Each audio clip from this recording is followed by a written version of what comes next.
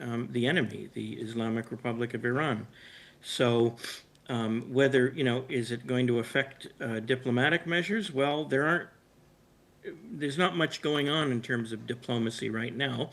Reportedly, Pakistan is functioning as some sort of an informal intermediary between the United States and Iran. I don't think the U.S. and Iran are talking directly, but I don't know how far, what that is going to accomplish. I don't think that the two sides right now are interested in ending the war. Iran wants to defend its territory, and President Trump has said repeatedly, and so has Secretary of State Marco Rubio, that they want to achieve actual regime change in Iran, which would mean that the Islamists that are currently in power would not be in power. At least that's what I think is commonly understood to mean regime change.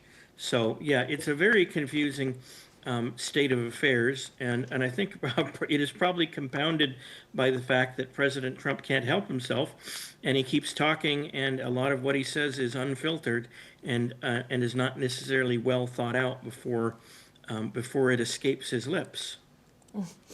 Thank you, Matthew. Please stay with us as we'll be joining back with you very shortly. Sure. An Indian worker was killed in an Iranian attack on a power and water desalination plant in Kuwait, raising the number of Indian nationals killed in West Asia war to at least 8. Kuwait's Ministry of Electricity and Water has said in a post on X that the strike also damaged a service building at the facility, condemning it as a sinful Iranian aggression against the Gulf state. The ministry has added that technical and emergency response teams were dispatched immediately to contain the damage and ensure operations continued. The latest death toll follows an incident last week in the United Arab Emirates where an Indian national was killed by falling debris after a ballistic missile was intercepted over Abu Dhabi. The Indian embassy has said that it was closely working with UAE authorities to provide all possible support and assistance. We are now being joined by Ambassador Mahesh Sachdev, who's a former Indian diplomat, joining us from New Delhi. Thank you so much for joining us here today on NewsX World. As we just heard, extremely sad news that another Indian national has been killed in a strike in the Gulf from this war. Given that a large number of Indian workforce across the Gulf, how is this now a step into escalation into the war now? I think we have become collateral hostages to the situation. There are over 10 million Indians in the Gulf region, most of them in the GCC countries. Kuwait, where this incident took place, alone has about 1 million Indians. Way back in 1990-91, when Saddam Hussein's forces had invaded and occupied Kuwait, I was a desk officer dealing with that crisis in the foreign ministry, and we repatriated something like 172,000 Indians on our own, either directly or through Jordan. And this was very costly enterprise for India, and affected our economy for a long time to come. Now we have 6 times as many Indians in Kuwait itself. So you can imagine what kind of strain would it put if there was to be a panic and a demand for repatriation to India. We hope that the crisis would end soon. So far, Indians have been steadfast in their country of domicile, because the war is basically away from them. They are collaterally engaged when the missiles and drones fall, and interceptors uh, pieces fall on the ground. But at a different level, uh, while there is no panic at the moment among Indian community, it remains to be watched carefully in terms of its impact on remittances of sent by Indians. Indians send about $40 billion from the Gulf to India every year. Uh, and this is a great support for India's balance of payment issue. Secondly, future recruitment to this part of the world uh, would come a bit unstuck, as its risky situation gets prolonged. Uh, all depends on how the Indians take the issue. And so far, our embassy and the government have been steadfast in their support to the Indian community. Wherever necessary, commercial flights are being organized. For example, from Kuwait itself, the local airline called Al Jazeera Airways has been engaged by Indian embassy to repatriate some of the people to India.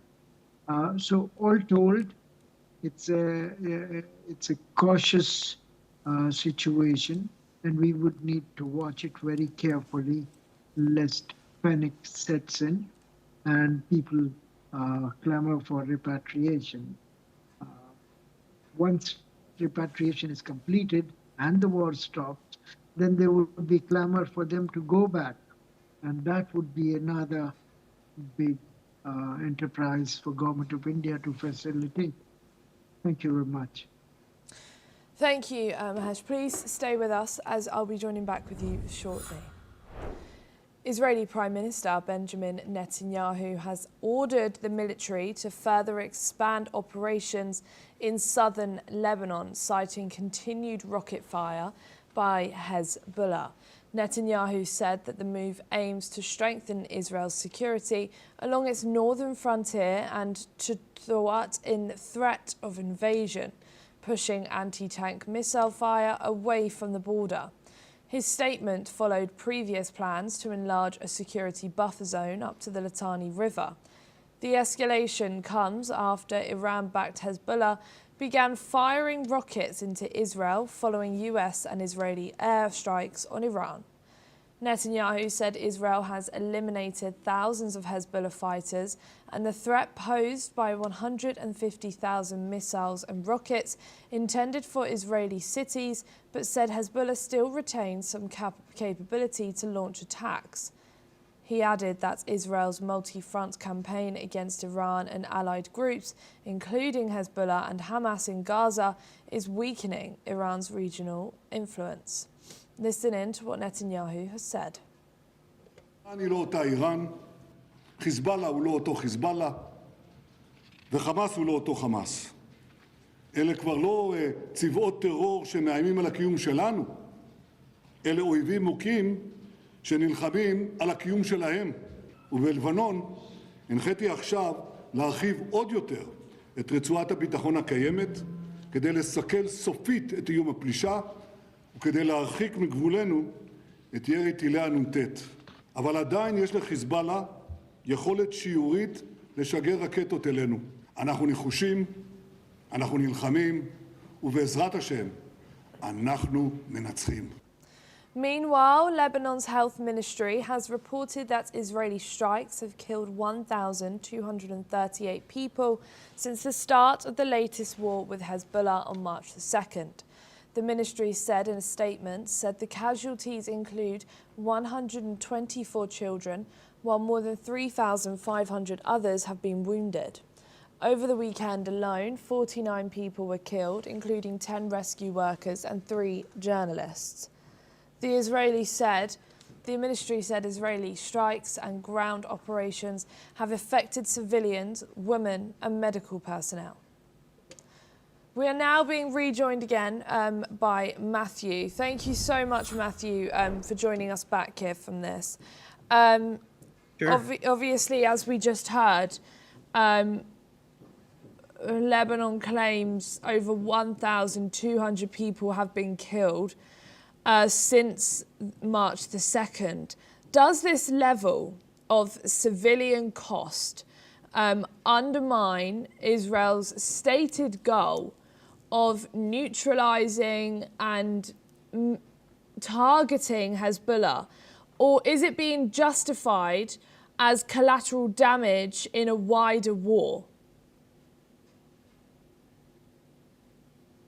Well, I don't know what Israel has said about it, but it would be logical for them to assert that it is collateral damage that is part of a wider war. Hezbollah, which is sponsored by the world's leading state sponsor of terrorism, the Islamic Republic of Iran, is still, attacking Israel and is still inflicting casualties on Israel, and Israel feels that it needs to take out Hezbollah, and if there are some casualties or deaths along the way, that's simply part of war, and it's unfortunate, but that the number doesn't sound. The number doesn't sound out of casualties doesn't sound out of line with a major offensive that Israel is taking against hostiles in a neighboring country. The number doesn't surprise me, if that's what you're asking. Thank you so much, Matthew, for joining us here today. It's always a pleasure speaking with you. Thank you. US President Donald Trump has said that Iran has accepted most of a 15-point proposal put forward by Washington to end the ongoing conflict, with the framework conveyed through Pakistan in indirect negotiations. Trump has indicated that Tehran has largely agreed to the demands. Trump has also added that Iran gave US most of the points and the US may still push for a couple of other things. Trump has described the talks as very good meetings and are meaningful on key issues. Trump has asserted that Iran had also supplied large quantities of oil as a sign of commitment to the process.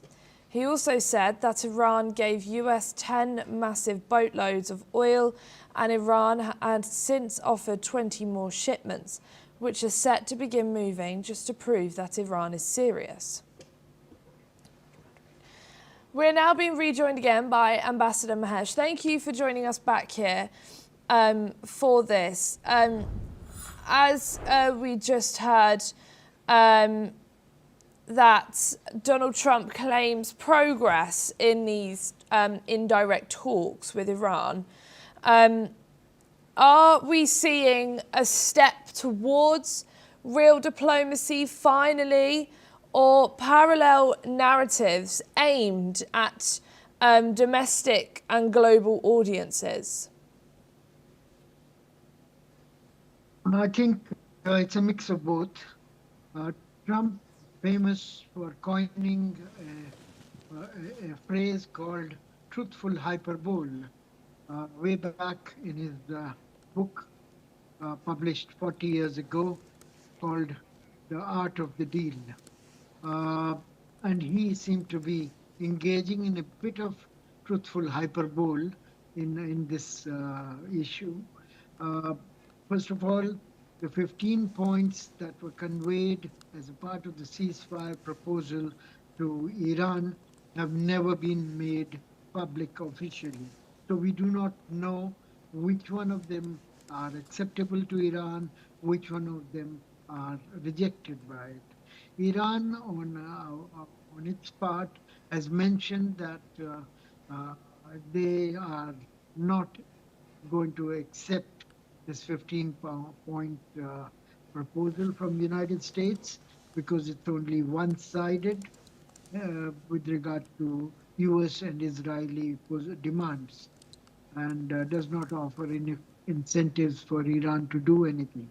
Iran, on its part, has also issued a maximalist 5-point peace plan, which talks about issues such as total sovereignty over Strait of Hormuz, uh, the guarantees that US and Israel will not engage in future wars against Iran, and including the ambit of Hezbollah and Lebanon in any peace negotiation.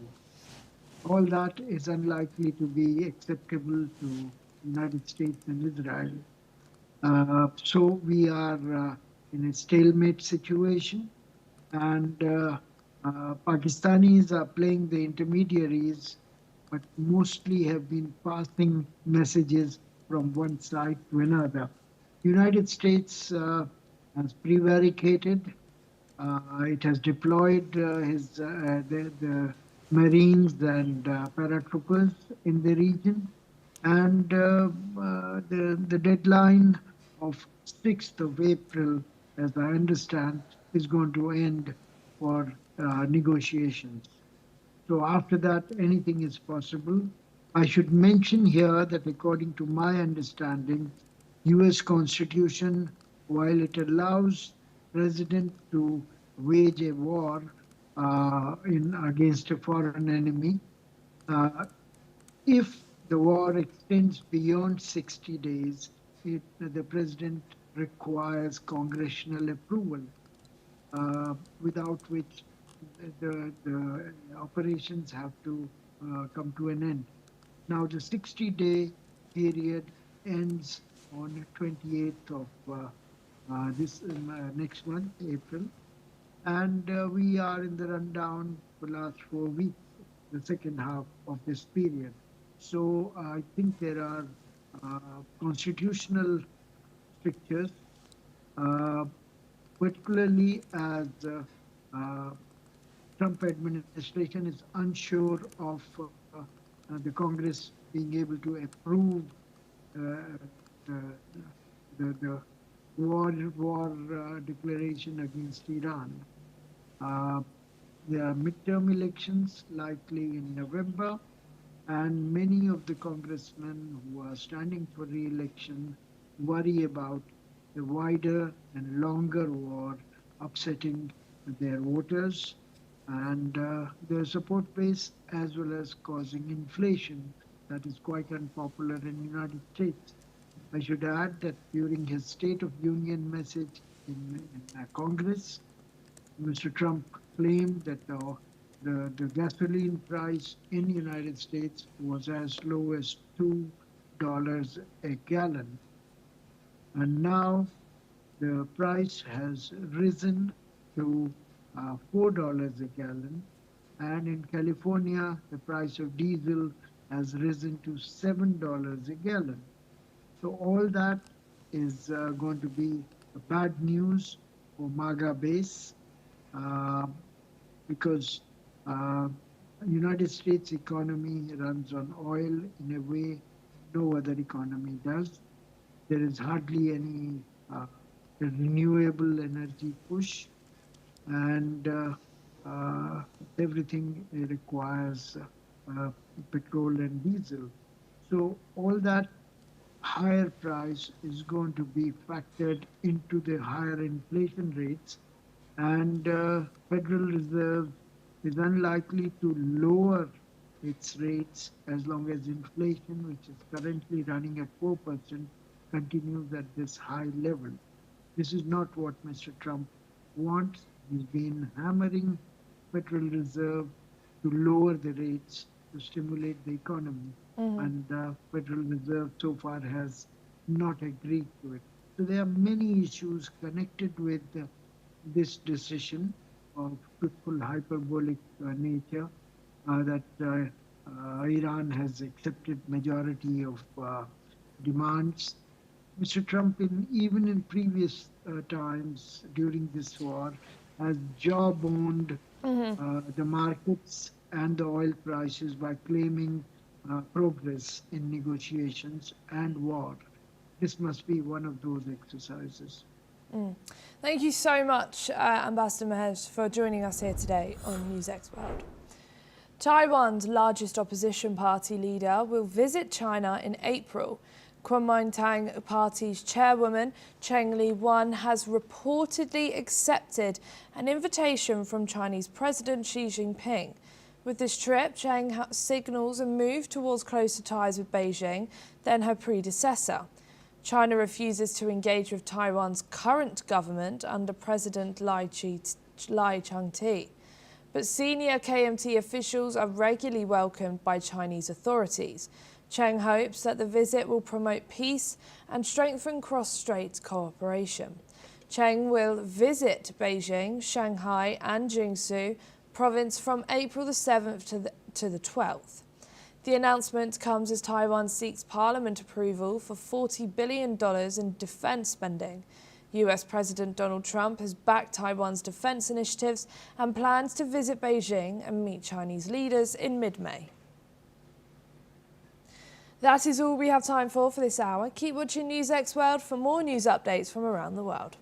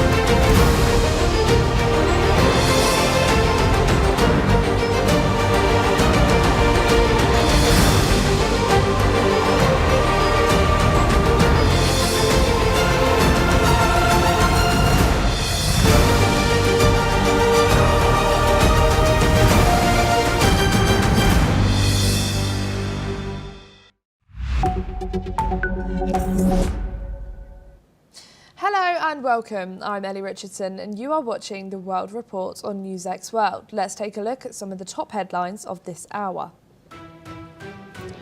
Iran's Parliament Speaker Mohammad Bagher Ghalibaf has said that the United States is plotting a ground attack despite publicly engaging in diplomatic efforts amid the ending the war, amid a speculation about the possible deployment of US ground troops in Iran. USS Tripoli has arrived in the Middle East. Bahrain has announced a maritime curfew designed to improve security on its waters amid an onslaught of attacks from Iran. A nighttime ban of maritime traffic will stretch from 6 p.m. local time until 4 a.m. Iran's Foreign Minister Abbas Araghchi condemns Israel's killing of 3 journalists in Lebanon. On his official Telegram channel, Araghchi said the killings amounted to targeted assassinations and flagrant violation of international law.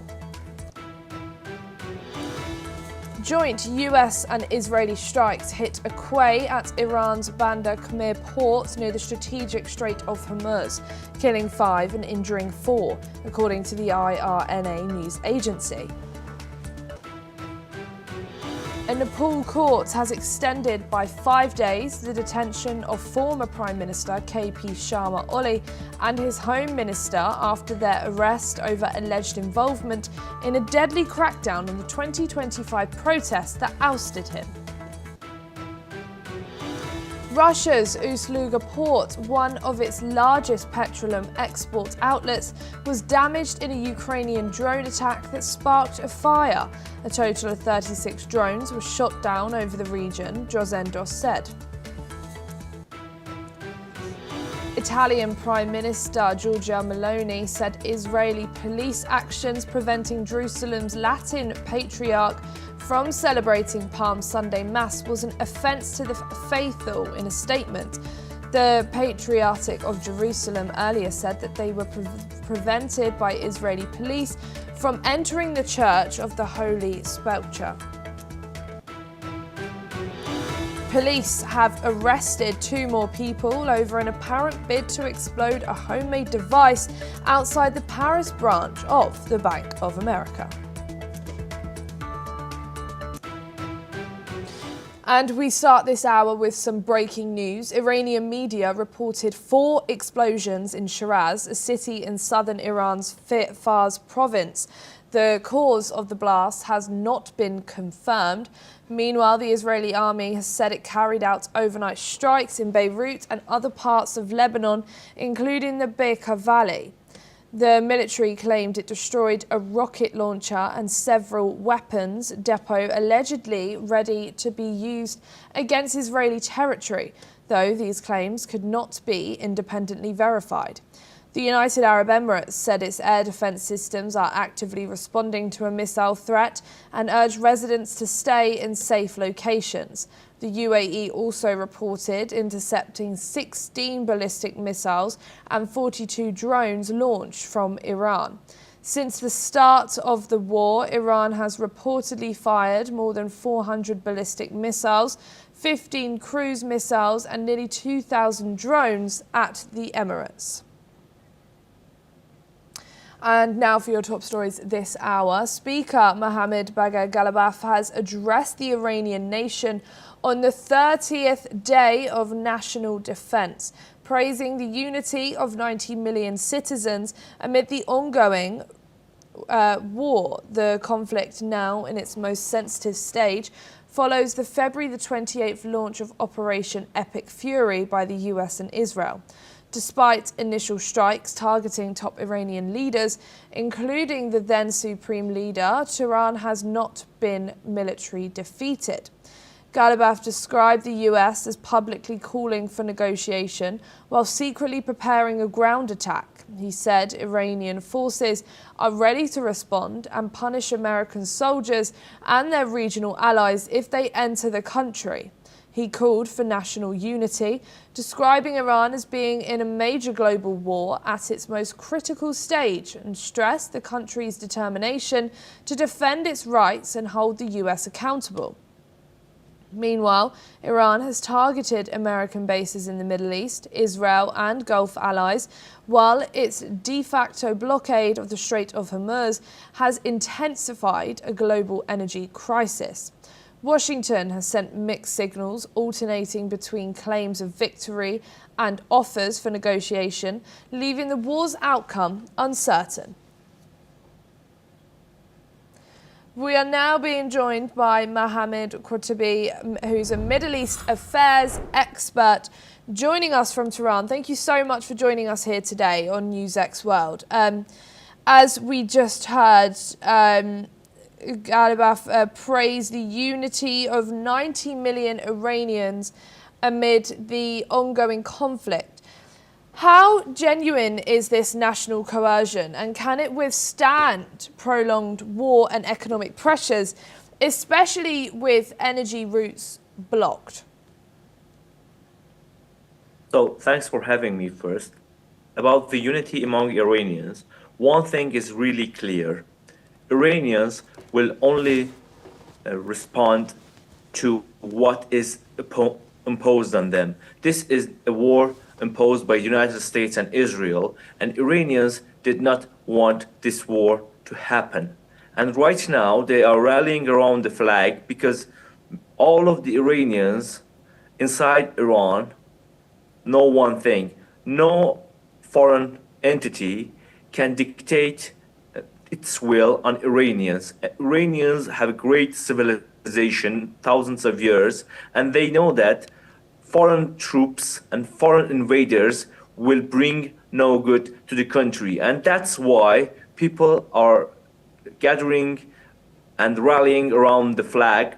And that is why many people inside Iran are urging retaliation despite the costs of war, which is really high. The economic pressure is really high, and this has been ongoing, the United States sanctions, for a long time, and this has not been able to, the United States, has not been able to bring back Iranians to the negotiating table by sanctions, by targeting its leaders, and by imposing a war, an unjust war against Iranians. Iranians know that if they come back to the negotiating table at this stage, there will be another war after the ceasefire. Iranians don't want a temporary ceasefire, but a permanent one. Iranians were on the negotiating table, and United States and Israel blew that table off not just once, but twice. So right now, what Iranians are asking is retaliation even further. The miscalculation by the United States is really clear because Trump administration and his advisors thought that if the leadership is gone, decapitated, the regime will collapse. But we saw that after just 2 hours into the fight, Iran started to retaliate. So the other issue here is the Strait of Hormuz. Iran is not willing to keep it close, but it's the war which is preventing a waterway to be calm and free to passage by the ships. And with Washington alternating between claims of victory and then publicly calling for diplomacy and negotiation offers, how does this ambiguity affect the conflict's trajectory? And what role should international diplomacy, do you think, should play to prevent further escalation, as we've heard that the US may be bringing ground troops? So nothing has changed since the start of the pressure campaign by the new United States administration, Trump administration, I mean. It demanded many things that are redlined for Iran. It demanded the nuclear program to be dismantled and impose the idea of zero enrichment of nuclear energy. So this is a red line for Iran, and Iran insisted on this for over 20 years and sacrificed its leader to get this right. And also, the United States wants Iran's missile program to be dismantled, the limited amount of missiles, and similar issues. So the United States is stating its maximalist demands, and these are non-negotiable from the Tehran's point of view. So as long as the United States insists on its maximalist demands, Iran will not back down. And right now, there is a possibility of escalation even further. The United States is threatening to capture Iranian islands. And I think that if that happens, this war will spill over. So the Yemenis and Iranian allies have started to target Israel, and they are Yemenis, I mean. The Yemenis are capable to close the Strait of Bab el-Mandeb, and that will pressure global economy even more. So they have not yet done that, but there is a clear signal from the Yemenis that if Iranian islands are captured or anyone else like NATO enters the equation, the Yemenis will also enter the war. They have not done that yet, but it is possible. Thank you, Mohammed. Please stay with us as I'll be joining back with you shortly. Iranian strikes across the Gulf continue as major industrial and energy sites have been hit, raising concerns over regional and economic and energy stability. The United Arab Emirates reported multiple injuries following an Iranian strike on a key aluminium plant in Abu Dhabi, with operator Emirates Global Aluminium confirming significant damage. Similarly, Aluminium Bahrain said 2 workers were wounded in a separate attack on one of the world's largest smelting facilities. Yemen's Iran-backed Houthis have joined the conflict, launching missile strikes on Israel, targeting military sites and threatening shipping in the Red Sea, while Israel confirmed it shot down 2 missiles. The Strait of Hormuz remains blocked, pushing oil and gas prices higher, with fears of further disruption if Houthis target commercial shipping, as they did in support of Hamas back in 2023. Additional strikes have hit Kuwait's airport radar, Oman's Salalah port and Iranian steel plants. Meanwhile, the IRGC has warned that it may retaliate against US and Israeli targets, including universities. Israel has continued its airstrikes in Iran and Lebanon, most recently resulting in journalist and health worker casualties. We have 2 guests joining us for this. We have Mohammed Quatabi, and we also have Dan Perry. Dan, if I could come to you first about this. Thank you for joining us on the show, first of all. Iran has launched a broad series of strikes on the Gulf and on Gulf energy and industrial infrastructure, including major ports and fuel storage facilities. Is this a tactical response to US-Israeli strikes or a deliberate escalation aimed at undermining Gulf economic stability? Both.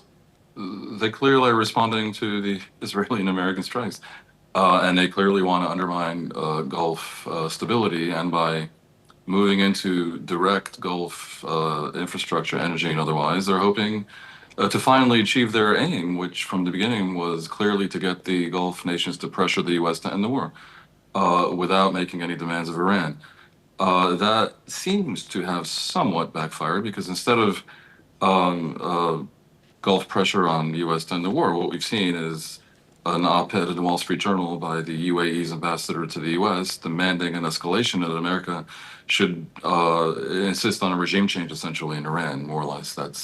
That was the position. I think it probably represented a widespread position in the Gulf. Not clear if Saudi Arabia also is quite there yet, but there's also noises from that quarter, albeit currently still sort of backdoor and theoretical, that they may in the end agree to also join the war against Iran. So if that was Iran's intention, it doesn't seem to be bearing fruit quite yet, but of course they can always escalate further. Iran is calibrating its response in a way that is meant, I think, to achieve their ends, but who here has miscalculated is simply not yet clear. But if the Americans had hoped decapitation alone and air power alone would bring about a regime change, clearly without having done significant prep work on the ground, such as to compel a military coup or divisions in the IRGC, which appears not to have happened, then it's clear that they would have been wrong. And a month later, the Iranian regime, even though shorn of its previous leadership mostly, continues to fight. Thank you, Dan. Please stay with us as I'll be joining back with you very shortly. I'm now just going to go over to Mohammed. Thank you, Mohammed, for staying with us and to talk about this. With attacks hitting fuel depots, ports, industrial facilities, other key areas in countries like Kuwait, Bahrain and the UAE, how seriously should we treat the risk of global energy supplies and shipping lanes when things are already very fragile right now? So Iran is doing this because of the United States and Israel attacks on Iranian infrastructure. The threats by IRGC are coming after Israeli fighter jets targeted universities in Tehran. They targeted fuel depots inside Tehran, and also steel factories inside Iran were attacked. These are responses, an eye for the attacks on Iranian civilian infrastructure. And if the attacks continue, and if the United States and Israel decide to get help from the Arab allies in the Persian Gulf and occupy, for example, an island in Iran or attack Iran's sovereign territory, this will be another level of escalation. And another group called Ansarullah, which is in Yemen, will join the fight. And if they join, they are much more free than Iran because they are considered by many people and many governments as non-state actors. And those actors are not bound to international law, unlike Iran. They can carry out operations against many civilian infrastructure and important targets inside UAE, Saudi Arabia, and other places in the region. They will act more freely and they have the capability to close the Strait of Hormuz. So Iran will not back down, and these attacks are similarly a sign and the pressure on the Arab states in the Persian Gulf and the whole region and the global actors to pressure the United States and Israel to a negotiating table which is fair, which respects Iran's rights, and which stops threats once and for all. So Iran is not backing down in this stage because if it does, there will be another war, and this cycle of ceasefire and the war may continue forever, and no one wants that, as well as the Iranians themselves. So the war will continue as long as the United States and Israel keep attacking Iran. If they escalate, Iran will do a tit for tat. Not Iran is a mindful actor, a rational actor, and it is just retaliating to what Israel and the United States is inflicting on the country. So, as I said, Iran will not surrender. Thank you so much, Mohammed, for coming on and speaking to us today. It was a pleasure speaking with you. Thank you. Finland's defence ministry has reported a suspected territorial violation after unmanned aerial vehicles were detected over the country's southeast, and at least 2 drones crashed on the Finnish soil north and east of the town of Kralova. The ministry said the objects were spotted at low altitude, and the Finnish Air Force scrambled FA-18 Hornet fighters to identify them, with an investigation now underway. The ministry said drones had strayed into Finnish territory and were treating the incident very seriously, though it has not been confirmed the origin or intended mission of the devices. Earlier this week, neighbouring Estonia, Latvia and Lithuania reported similar incidents where drones crashed in their territories after reportedly going off course during attacks linked to the Ukraine-Russia conflict. We are now being rejoined again by Dan Perry. Thank you, Dan, for sticking with us and talking with us about this. As we've just heard, Finland's defence ministry has said there was a suspected drone in the southeast region of Finland. Does this represent a new threat for European airspace security, especially near NATO's eastern flank? Whenever you speak of Finland, the suspicion is that they might somehow be threatened by Russia. That's been the history. And that border has actually been strangely tenuous even since World War II. But I believe that in this case, as well as in that of the Baltics, the more likely source is that these are Ukrainian drones that were on their way to strike at Russian infrastructure, energy infrastructure in particular, and straight off course. And in that case, it would have been unintentional. And the possibility of real damage being caused by these drones was very minor. And so I must say, I don't see here anything that is an escalation, which suggests intentionality. nor truly a new danger, but it does remind us, essentially, that the Ukraine war continues to spread in different ways and now involves mutual Ukrainian and Russian attacks on each other's infrastructure, and also simply hasn't gone away. Russia has emerged, at least at the current accounting, something of a winner from the Iran war, in as much as oil prices have gone up, and that is good for Russia. And the U.S. is so distracted, as are in a sense the Europeans, that less attention is being paid to what Russia is doing in Ukraine. In the various ways, Russia is constantly escalating in Ukraine. Moreover, the world is getting a look at American capabilities, NATO and American potential vulnerabilities to drone attack.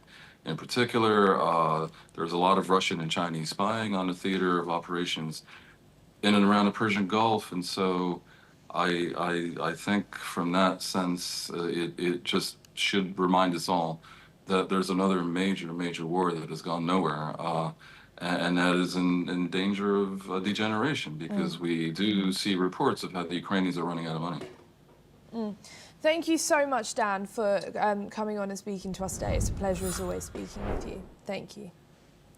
We have some breaking news coming into you now. Iran has reportedly carried out another ballistic missile strike on southern Israel, causing a large fire in the Niyat Hovav industrial zone near Bishabia, though no injuries have been confirmed so far, according to rescue services and the Times of Israel. The launch is part of a series of Iranian missile attacks overnight, with sirens sounding across southern communities as multiple projectiles were detected by the Israel Defense Forces. The IDF says at least one of the missiles struck open ground, triggering air raid alerts and resulting in no casualties.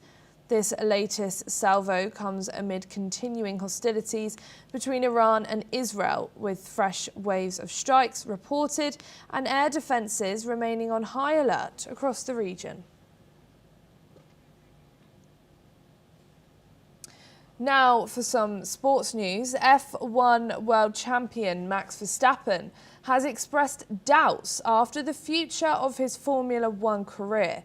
The Dutch driver said he is questioning his long-term commitment to the sport, reflecting on recent seasons and the pressures of competing at the highest level.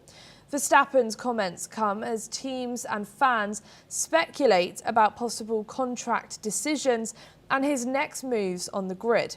The star driver emphasises the importance of motivation and personal satisfaction when considering his career path for the years ahead. South African athlete Caster Semenya, a two-time Olympic 800-metre champion, criticised the International Olympic Committee decision to reinstate gender verification tests for the 2028 Los Angeles Games. She described the move as a disrespect to women and expressed disappointment that it came under the leadership of the IOC President Christy Conventry of Zimbabwe. Semenya, who competed as a hyperandrogenic athlete, said the policy disappropriately affects African women and women from the global south, causing harm and reinforcing inequality in sport. She highlighted that such measures undermine the dignity and rights of female athletes globally, raising concerns about fairness and inclusion in competitive sports ahead of the up-and-coming Olympics. Listen in. We're talking about, human rights. We're talking about diversity. And if you are an organization like IOC, you're talking about diversity. Act like one. Don't act like we're here for policy, seeking for power. This is not for power. This is for you to be a leader. So obviously, we're expecting them to act in that manner. For you as a woman, why will you be tested to prove that you fit? It's like now we need to prove that we are worthy as women to take part in sports. That's a disrespect for women. But for anyone, everyone has their own opinion. But for me personally, I'll say, why will you allow women to take part in sports if you're going to question them? That's all we have time for this hour. Keep watching NewsX World for more news updates from around the world.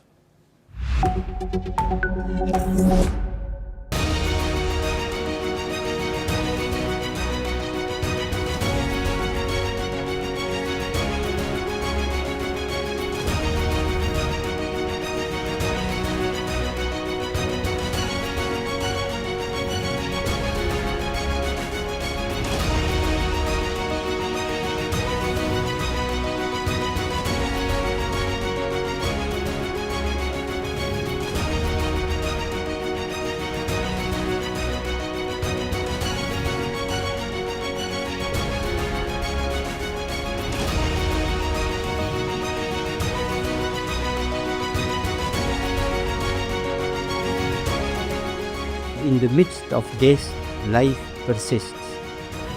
In the midst of untruth, truth persists.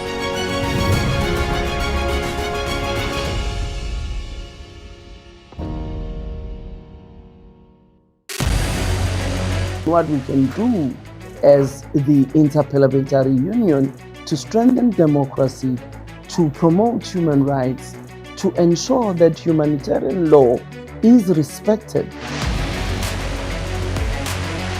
UN Security Council needs a makeover, a comprehensive reform, and India deserves a position there, a role there.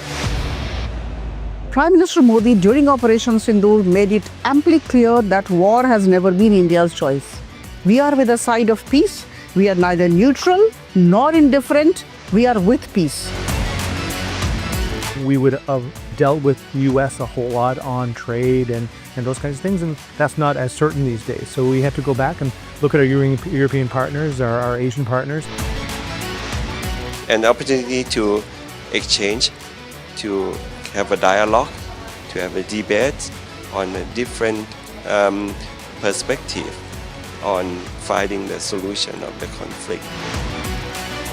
First thing that is important to have a common ground, and that we do have with humanitarian laws and human rights, but also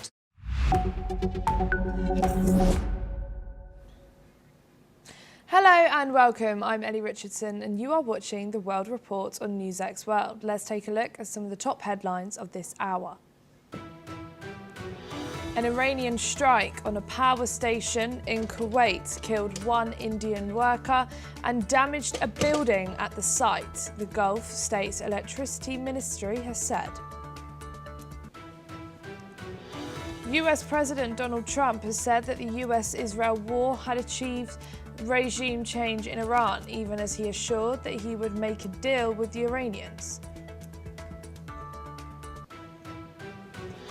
Airstrikes knocked out electricity to parts of Tehran and its surroundings as a top Iranian official accused the United States of plotting a ground invasion despite publicly pushing for a negotiated deal. The UN peacekeeping mission in Lebanon said a peacekeeper was killed when a projectile exploded at one of its positions near the southern Lebanese village of Adshit al-Qusayr. Another peacekeeper was critically injured. A Russian strike on the eastern Ukrainian city of Kramatorsk killed 3 people and injured 13, police have said, one of several attacks in frontline areas. Ukraine's national police said a boy at 13 years old was among the dead. A Russian tanker full of crude oil has entered Cuban waters and it's expected to reach port on today, possibly granting a lifeline to Cuba, as US President Donald Trump has said he has no problem with Moscow delivering oil to Cuba, appearing to relax a de facto oil blockade. Direct flights between Beijing and Pyongyang after a 6-year hiatus. Another sign isolated North Korea is gradually opening up following the resumption of train services between the capitals.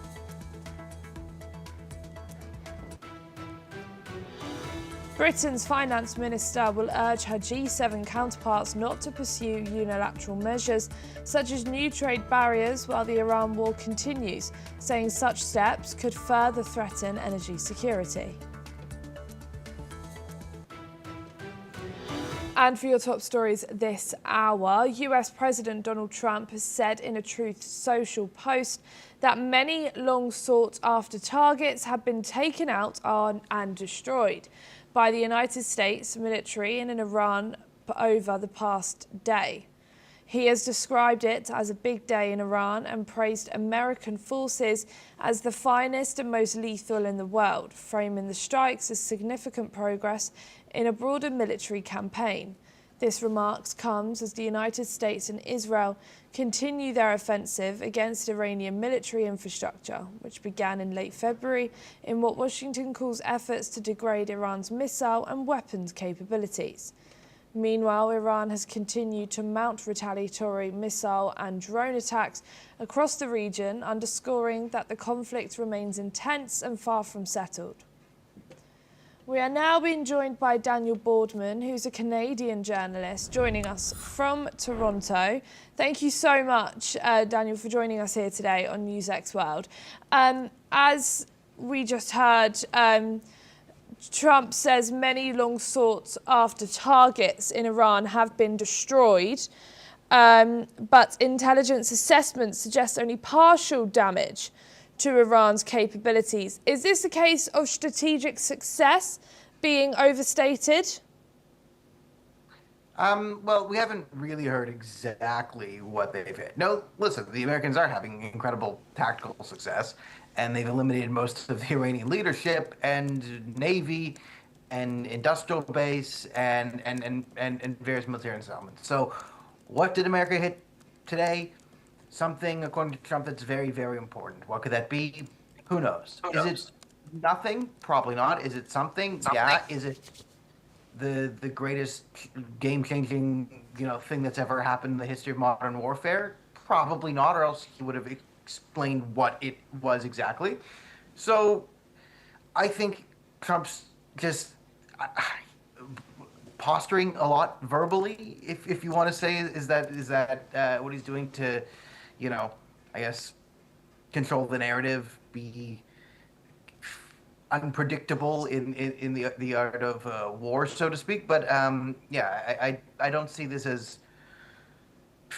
It's you know exactly what it is. I don't see it as any means of success. So they have destroyed a lot of what they have in Iran, and Iran's basically in what they would call mosaic defense, which is basically a chicken with its head cut off strategy of individual commanders, sort of firing at will. Whatever. So that's continuing to go on. I mean, they still continue to get missiles off, which is one of the stated goals of the campaign was to stop. So I think we're still at a stalemate until we see what type of ground operation there will or won't be coming weeks. So until then, I think it's just a lot of verbal posture. And are they destroying things? Yeah, because it's the American military, and there's a lot of things to destroy in Iran that has, cities of underground missiles and factories and drones and tons of weapons and security apparatuses. Yeah, they're constantly bombing that. Is this bombing today the most spectacular day in bombing in the war? Maybe, but probably not. And when Trump claims high-value targets have been taken out, are we talking nuclear facilities, missile system, or symbolic infrastructure? And how does that change the narrative or victory? Well, all of those have been taken out and damaged. I mean, but there has been one nuclear site. So, I mean, Fordo has been, again, hit down again, and they've hit Natanz and Esfahan, and they've hit all the relative, nuclear sites and equipment and components, and they've hit command and control structures.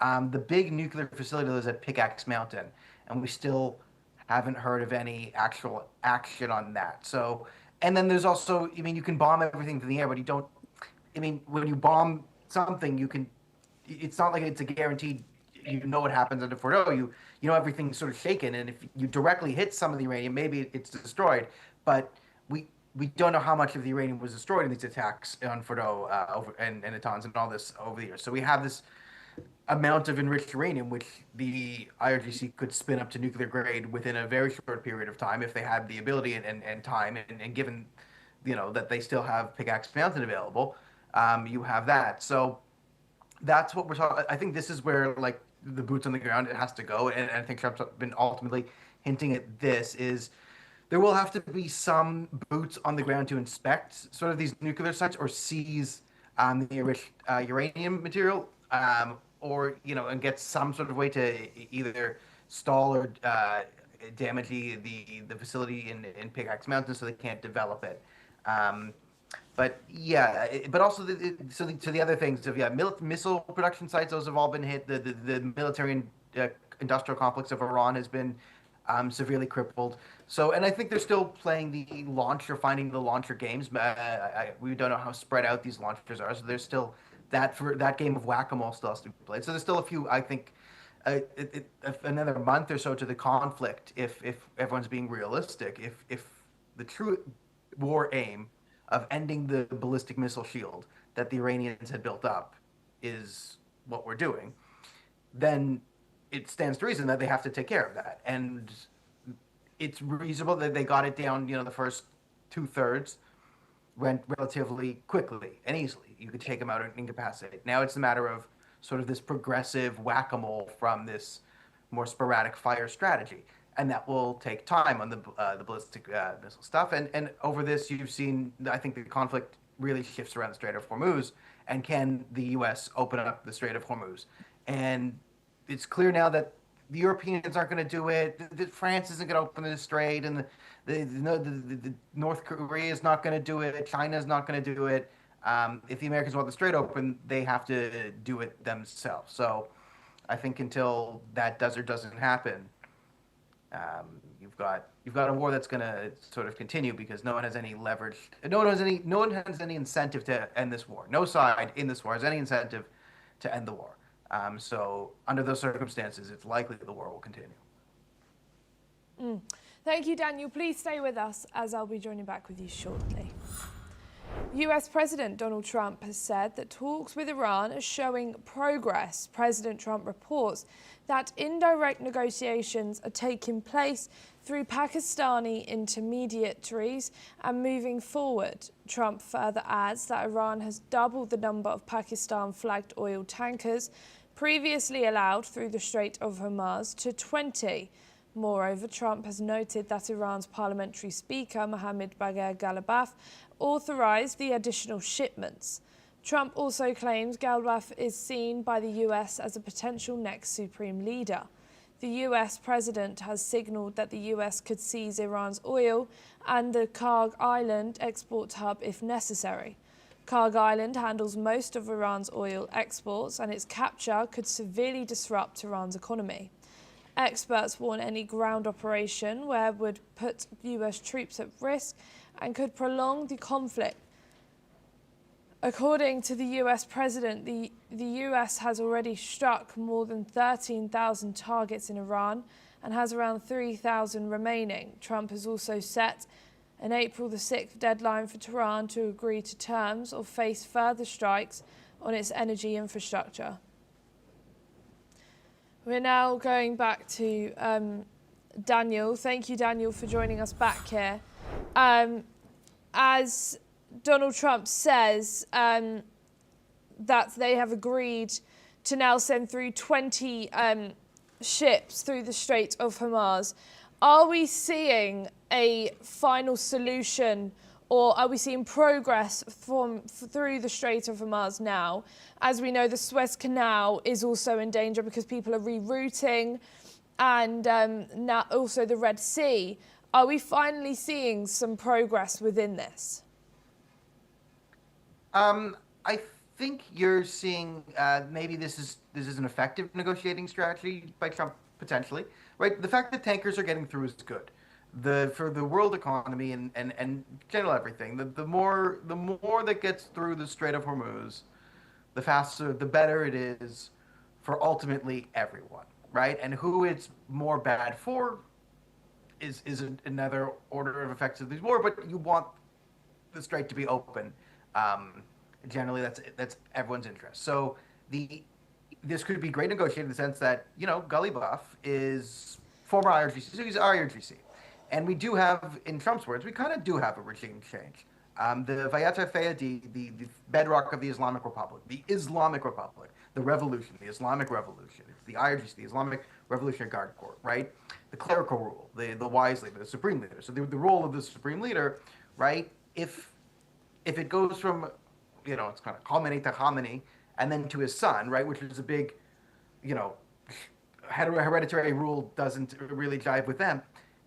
The IRGC now controls Iran, which kind of it always did. But the idea of sort of that, maybe you could say, legitimate Islamic core textual part of the Vayat Fayadi is kind of dead. Now you have this sort of kleptocratic, international terrorist organization running the country. So I'm not sure if Trump sees this as the best guy he could deal with, and maybe if Ghalibaf is smart, he's come to this thing where if he wants to stay alive, because the Americans or the Israelis or whoever could probably kill him at any moment if he's picking up a phone in Iran. So he's incentivized to let ships through the Strait of Hormuz personally at whatever part he can to maintain negotiations to keep himself alive.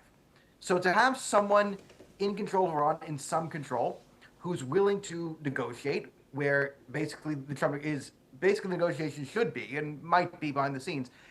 Either you let things through, do this, and if you get too intransigent, we'll kill you and talk to the next guy.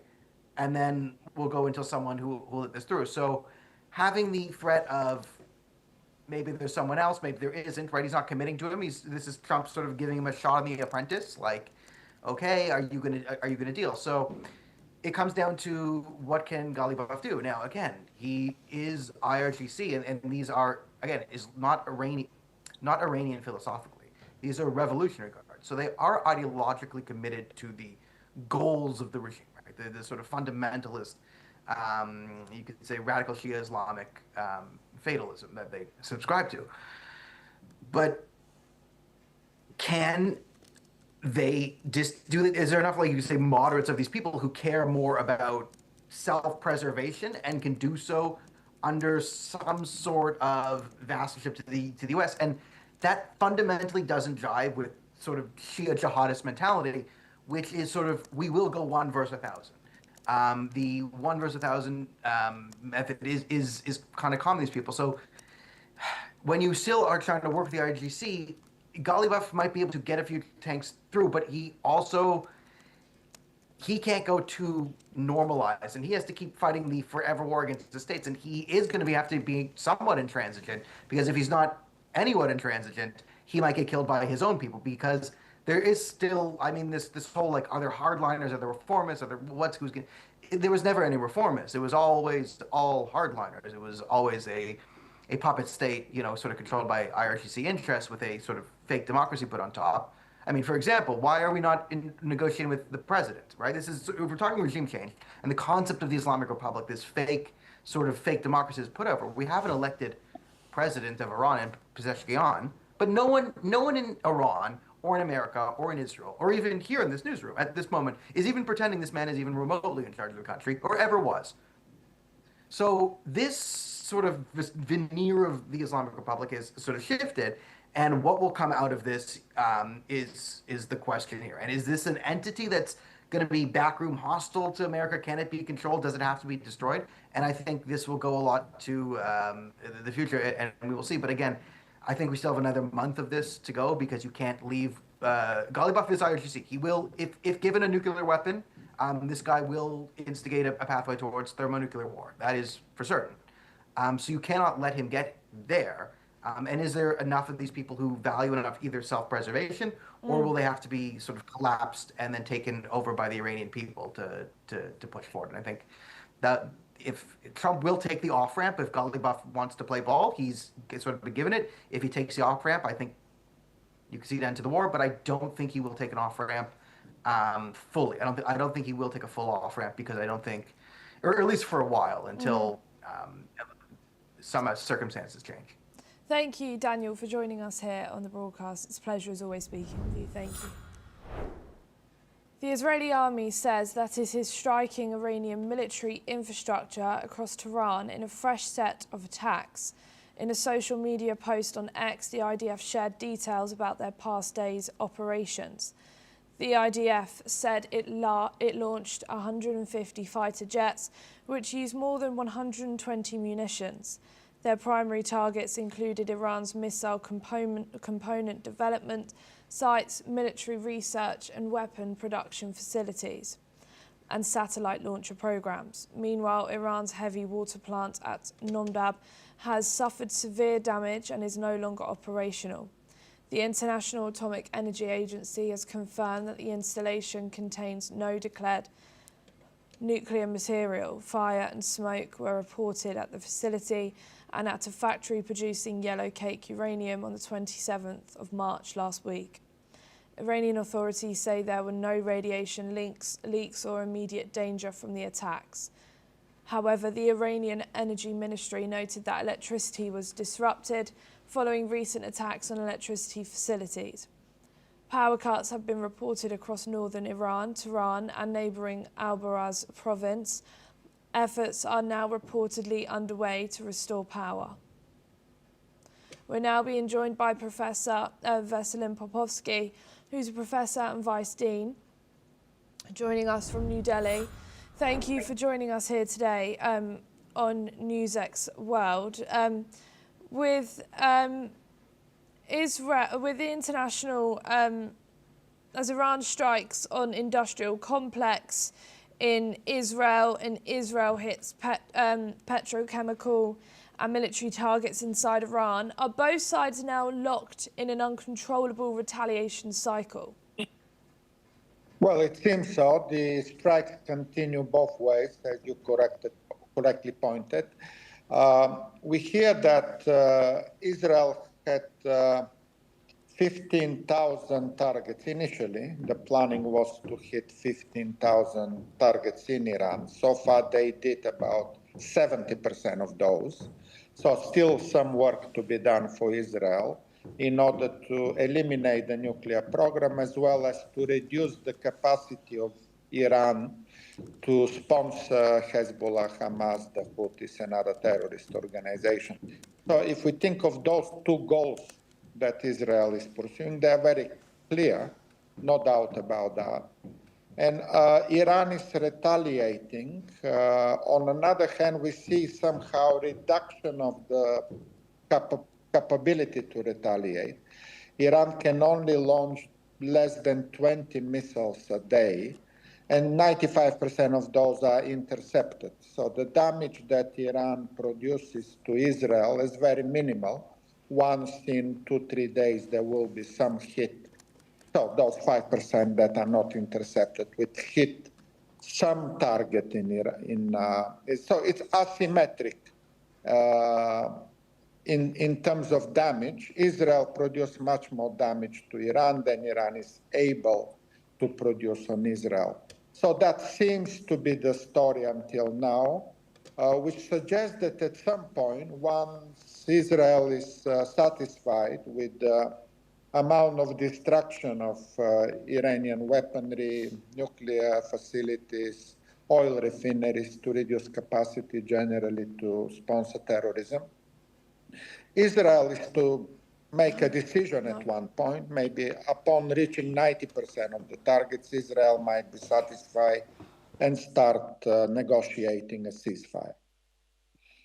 Professor Popovsky, please stay with us as I'll be joining back with you shortly. US President Donald Trump said that on Sunday that Cuba is next after the military operation against Iran, predicting the Caribbean island nation will soon fail. Speaking to reporters aboard Air Force One, Trump called Cuba a mess and said the country is failing, adding that the US will be there to support Cuban Americans. On reports that a Russian oil tanker would be allowed to reach Cuba, Trump said he has no problem, noting that if a country wants to send some oil into Cuba, whether it's Russia or not, it's fine. He emphasized that the oil shipment would not benefit Russian President Vladimir Putin, saying it loses one boatload of oil and that Cuba's leadership is corrupt, so the shipment would not change the country's situation. Listen in to Trump's statements. There's a report that the U.S. is going to let a Russian oil tanker go to Cuba. Is that true? Well, we have a tanker out there. We don't mind having somebody get a boatload because they have to survive. It wouldn't bother. If a country wants to send some oil into Cuba right now, I have no problem with it. Doesn't help him. He loses one boatload of oil. That's all it is. It's fine. If he wants to do that, and if other countries want to do it, it doesn't bother me much. It's not going to have an impact. Cuba's finished. They have a bad regime. They have very bad and corrupt leadership. And whether or not they get a boat of oil, it's not going to matter. I'd prefer letting it in, whether it's Russia or anybody else, because the people need heat and cooling and all of the other things that you need. We're now being rejoined with Professor Popovsky. Thank you for joining us back here on NewsX World. With Donald Trump warns that Cuba is going to fail, yet he has no problem with Russian oil deliveries. Does this reflect a strategic shift in US policy or a contradicting in messages? Difficult to comment on anything that Trump says because it's changing all the time. It depends how he wakes up and what one day he's angry, one day he's happy. So there is no point to comment anything Trump says because Trump doesn't know what he says. He doesn't know what does this mean. So there is no way to find anything strategic here. Cuba is failing, not because Donald Trump says, but because of its own corrupted regime. And over time, since Castro, we see always a decline and almost economic collapse. Since Venezuela also stopped supplying Cuba with oil and gas, one Russian tanker doesn't make much difference. So Donald Trump is correct on that. When it will happen, we don't know, because it's also kind of a domestic dynamics. At some point, there should be a change in Cuba. There should be a new leadership, somebody more responsible and accountable. So yes, it's a failed state for many years, for decades now. And it's, for that matter, it's a very easy target for United States. If Iran is the difficult story, Venezuela and Cuba are the easy targets for United States. At some point, there must be a change in Cuba. Everybody agreed. Even people of Cuba would like to see some change happening there. Thank you so much, Professor Popovsky, for joining us here today on NewsX World. Thank you. Australian police has said that it has shot a fugitive wanted for killing 2 officers, ending a 7-month manhunt for one of the country's most wanted criminals. The police has added that Desmond Freeman fled into dense bushland in August last year after shooting and killing 2 police officers who came to search his rural home in Victoria State. According to reports, hundreds of police have pursued Freeman, through the region's rugged terrain over the past 7 months, pouring resources into one of Australia's largest manhunts. The police commissioner, Mike Bush, has said that police tracked Freeman to a caravan parked on a very remote property in rural Victoria. Let's listen in. That this morning Victoria Police, as the result of an operation in the northeast of Victoria, fatally shot a man as a result of the operation into the shooting of 2 police officers.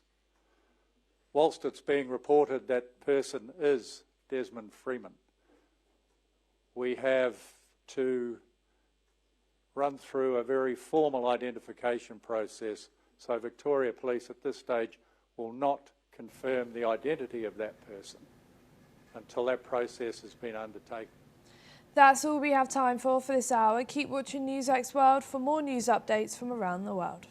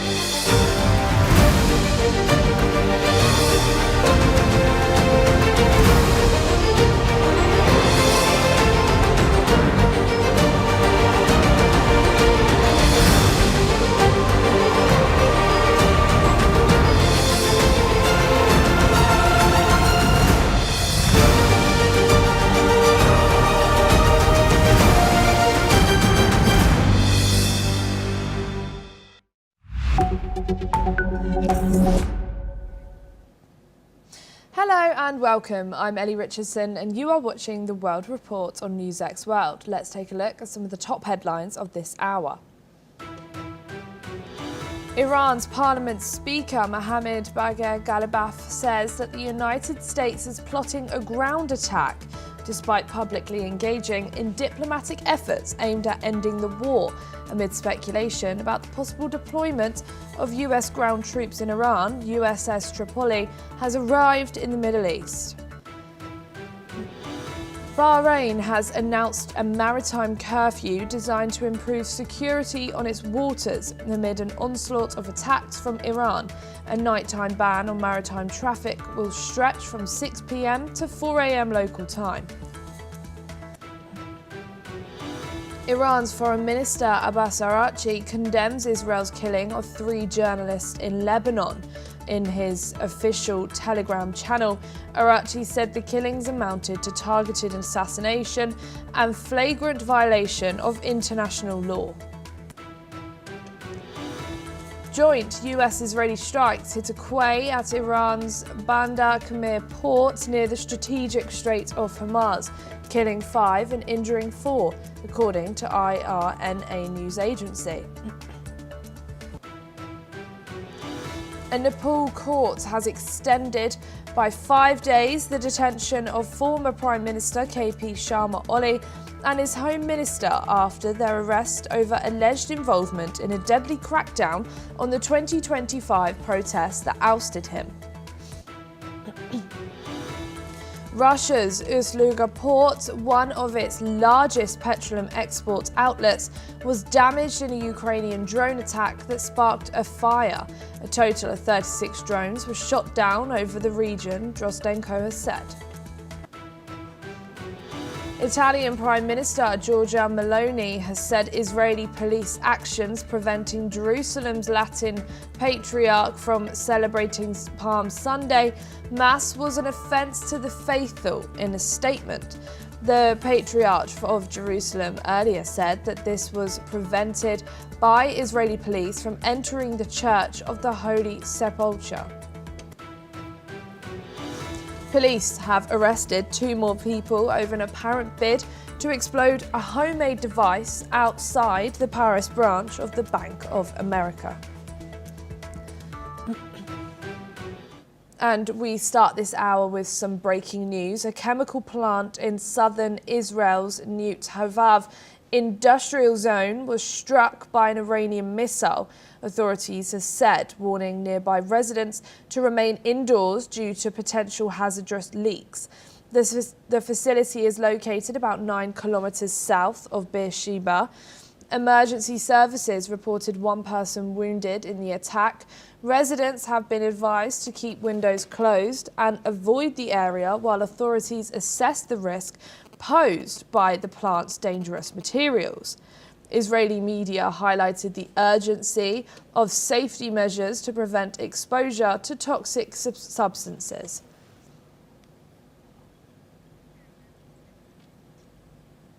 And for your top stories this hour, military forces have struck a central Iranian facility that was one of only 2 sites in the country capable of producing critical components for ballistic missiles. Dozens of other weapons production locations were also hit, including those involved in manufacturing ballistic missile engines. Unmanned aerial vehicles and air defense systems, indicating a broad campaign to degrade Tehran's defense industrial base. The campaign forms part of the ongoing offensive by US and Israeli forces and the wider war with Iran, which has entered its 2nd month with extensive airstrikes targeting strategic infrastructure and military assets. Pakistan hosted foreign ministers from Egypt, Turkey and Saudi Arabia in Islamabad on Sunday to discuss de-escalation in the Gulf amid the ongoing US-Israeli war in Iran. Pakistani Foreign Minister Mohammad Ishaq Dar held separate meetings with his Turkish and Egyptian counterparts ahead of the 4-way consultations. The talks come a day after Prime Minister Shehbaz Sharif spoke with Iranian President Masoud Pezeshkian, highlighting Pakistan's potential role as a mediator between Washington and Tehran. Military-level discussions are also underway, with Pakistan's Army Chief Asim Munir in regular contact with US Vice President J.D. Vance. The United States has offered a 15-point ceasefire plan, including reopening key waterways and restricting Iran's nuclear program. Tehran has rejected the US proposals and submitted its own plan, keeping diplomatic efforts ongoing amid escalating regional tensions. We are now being joined by Collins Chong-Yu-Keat, who's a foreign affairs, security and strategy analyst, joining us from Kuala Lumpur. Thank you so much, Collins, for joining us here today. Thank you, Ali. On NewsX World. What strategic interests and diplomatic credentials does Pakistan bring to the table as it hosts talks with Saudi Arabia, Turkey and Egypt, aimed at de-escalating this conflict between US and Israel after Israel bloc and Iran? As we know, these countries have been affected somewhat one way or another by them. Well, we have seen how this reflects the growing ambition of Pakistan in terms of acting as a bridge among these different competing blocs in the region. We have Saudi Arabia, who is of course being seen as a traditional leader in the Middle East, of course also among the Gulf nations. We have Turkey, which of course also is a rising regional power with independent posture. We have also of course Egypt being seen as the stabilizing force, but more closely aligned with this status quo among the Arabian nations. But of course, Pakistan is also leveraging on its several advantages, geographical advantage, with this proximity to Iran. Of course, also the intent of Pakistan to emerge as this emerging voice in South Asia, being seen as a growing relevance in terms of mitigating this risks of this escalation in the Iran conflict, to prevent any spillover risk. Of course, Pakistan is also very much dependent on the Strait of Hormuz, being among the highest power that is dependent upon the passageway. Of course, also in terms of energy dependence. But also, of course, Pakistan has its own military ties with other Gulf nations, and being seen as the only nuclear Muslim country. So all these have also naturally propelled Pakistan to be seen as a growing power, especially in this regard. And of course, also different narratives, different messaging to different audiences.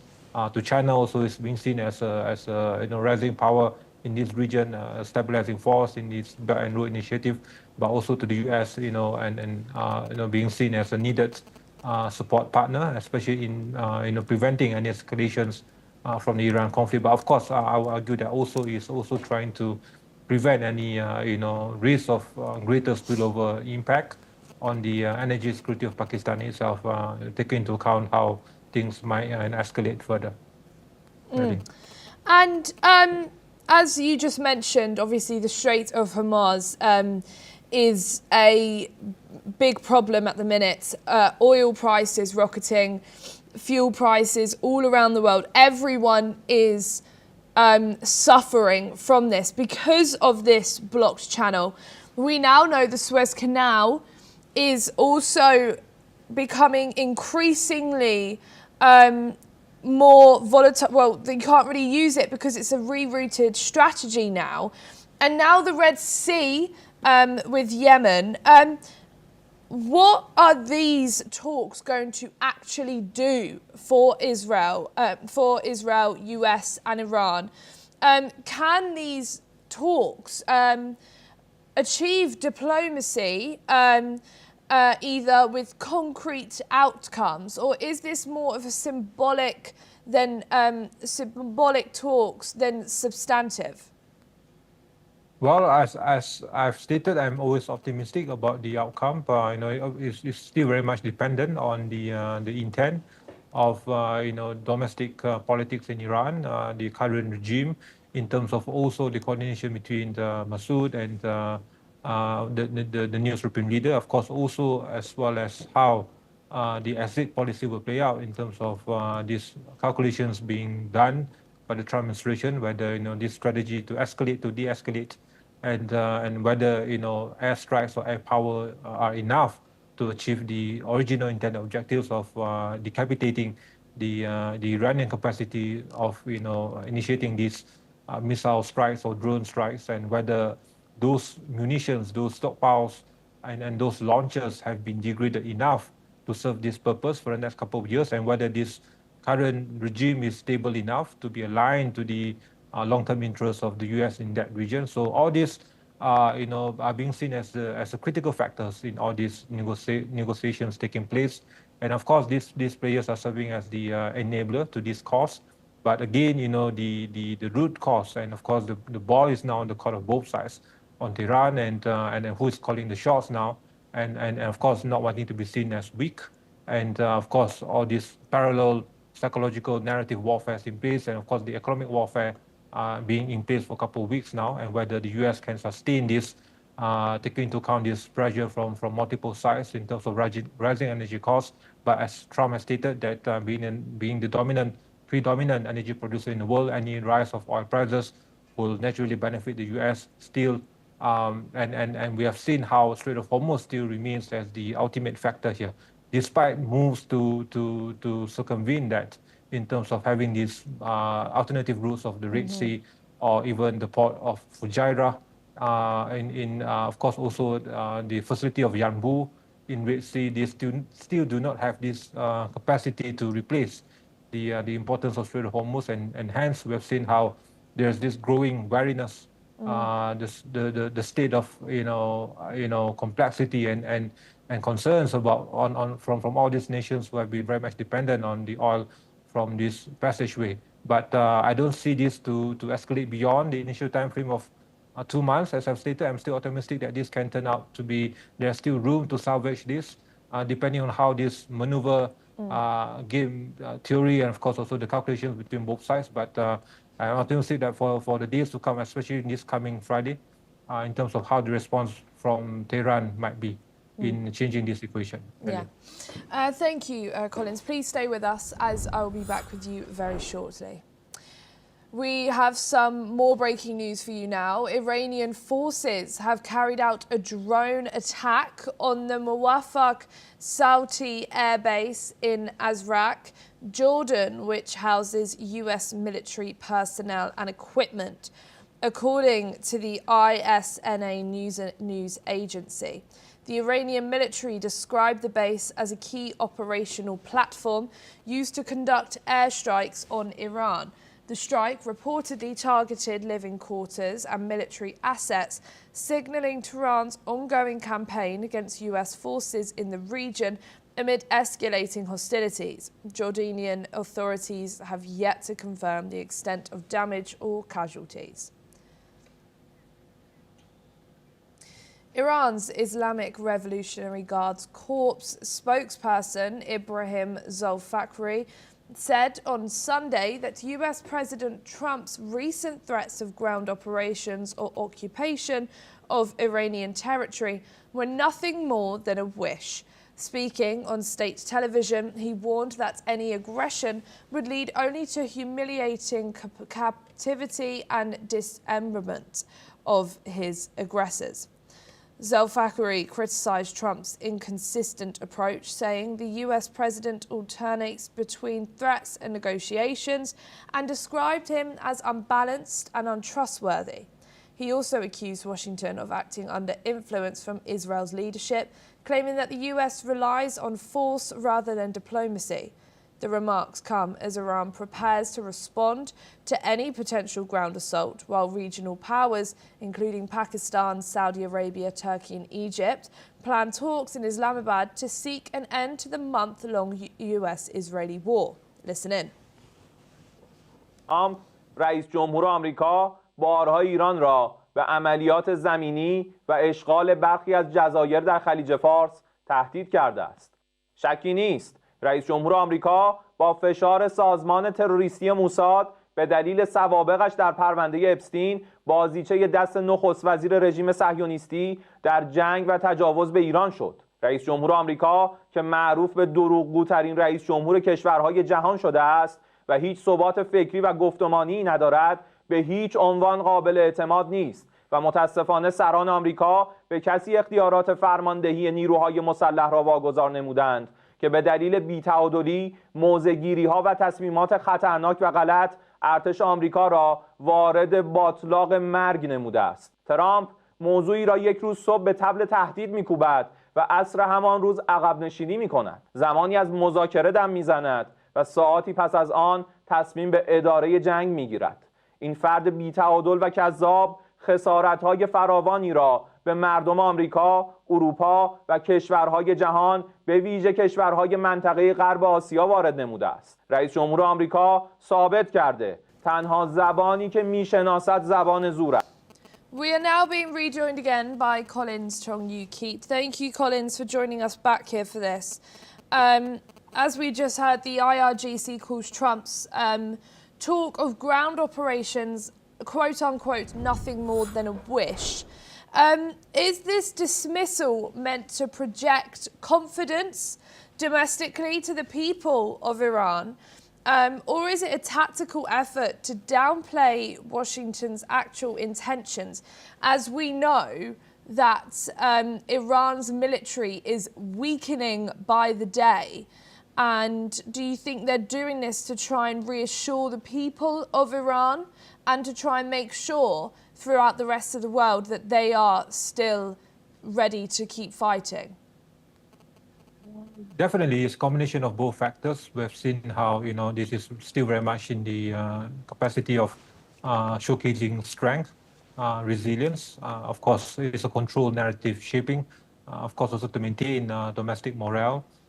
Of course, to prevent any panic capital flight and to maintain stability, to boost domestic confidence and to reinforce also regime legitimacy. But at the same time, of course, it's also being seen and being shown as an act of toughness on the side of Tehran, and he has been successful so far in opposing credible, systemic, comprehensive economic costs to the region, to the entire world, and to, of course, impose costs on the U.S. in terms of munitions, in terms of asymmetric capacity, and we have seen how this has also been in total contradiction of how President Trump will want to end this conflict. We have all known that he's not a fan of a protracted conflict with this long-term cost implication on the side of the U.S. In having U.S. boots on the ground, although we have seen conflicting reports as to how the U.S. is now being readied into preparing for this possibility of having, in fact, even thousands of U.S. Marines on the ground. But the combination of geographical difficulties of Iran is a big country. It's of course larger than Iraq. The terrain depth, we have these, mountains, we have the rugged terrains, we have long coastlines. The readiness by the RGRC also in terms of having this urban warfare capacity, and in any factor, in any situation and context, any boots on the ground will incur greater complexities, and we have this kind of fluidity in terms of the risks involved, and of course it will involve also casualties on the ground, and of course this is being seen as yet another theater that will draw in greater commitment on the side of the U.S. and of course costs involved. So I don't see this to go beyond the initial timeline of this being confined into this quick, successive and targeted strikes using air power alone. And all in all, it's being seen as a showcase of still the capability of the RGRC to maintain and to protect the sovereignty and rights of Iran as a whole.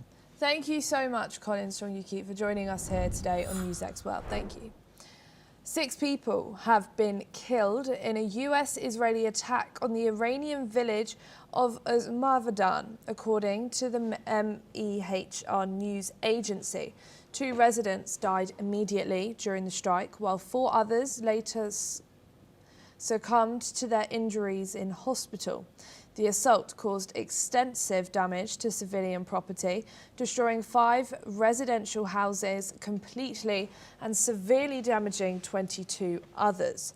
Authorities have yet to confirm the total number of casualties, but the attack has sparked local outrage and renewed international concern over escalating hostilities in the region. This incident comes amid ongoing US and Israeli operations targeting Iranian military and strategic infrastructure as tensions remain high in the broader Middle East conflict. We are now being joined by Matti Zweig, who's a geopolitical expert, joining us from Tel Aviv. Thank you so much, Matti, for joining us here today on NewsX World. Thank you. As we just heard, 6 civilians have been killed in this attack in a village. What does this say about adherence to international humanitarian law and protections supposed to be afforded to non-combats, especially as we heard that this war was either meant to just get rid of Iran's missiles, nuclear weapons. They openly said they want to get rid of their leaders. And now a village has been devastated. Well, I would like to do a dissection of your words. First, you say that the village has been devastated. This is not true. One area, certain area, a precise area, was devastated by bombs. Second, this is in the Gilan province. You have thousands of villages. Do you think that a bombardment with millions of dollars missiles are going to look only for civilians? No, the answer is no. They were trying to get some scientist or some high-ranking person from the IRGC or the Basij. That's what they are doing. From the point of view of Israel, is also advising to people to go away from everything that is dangerous, and this includes dangerous people.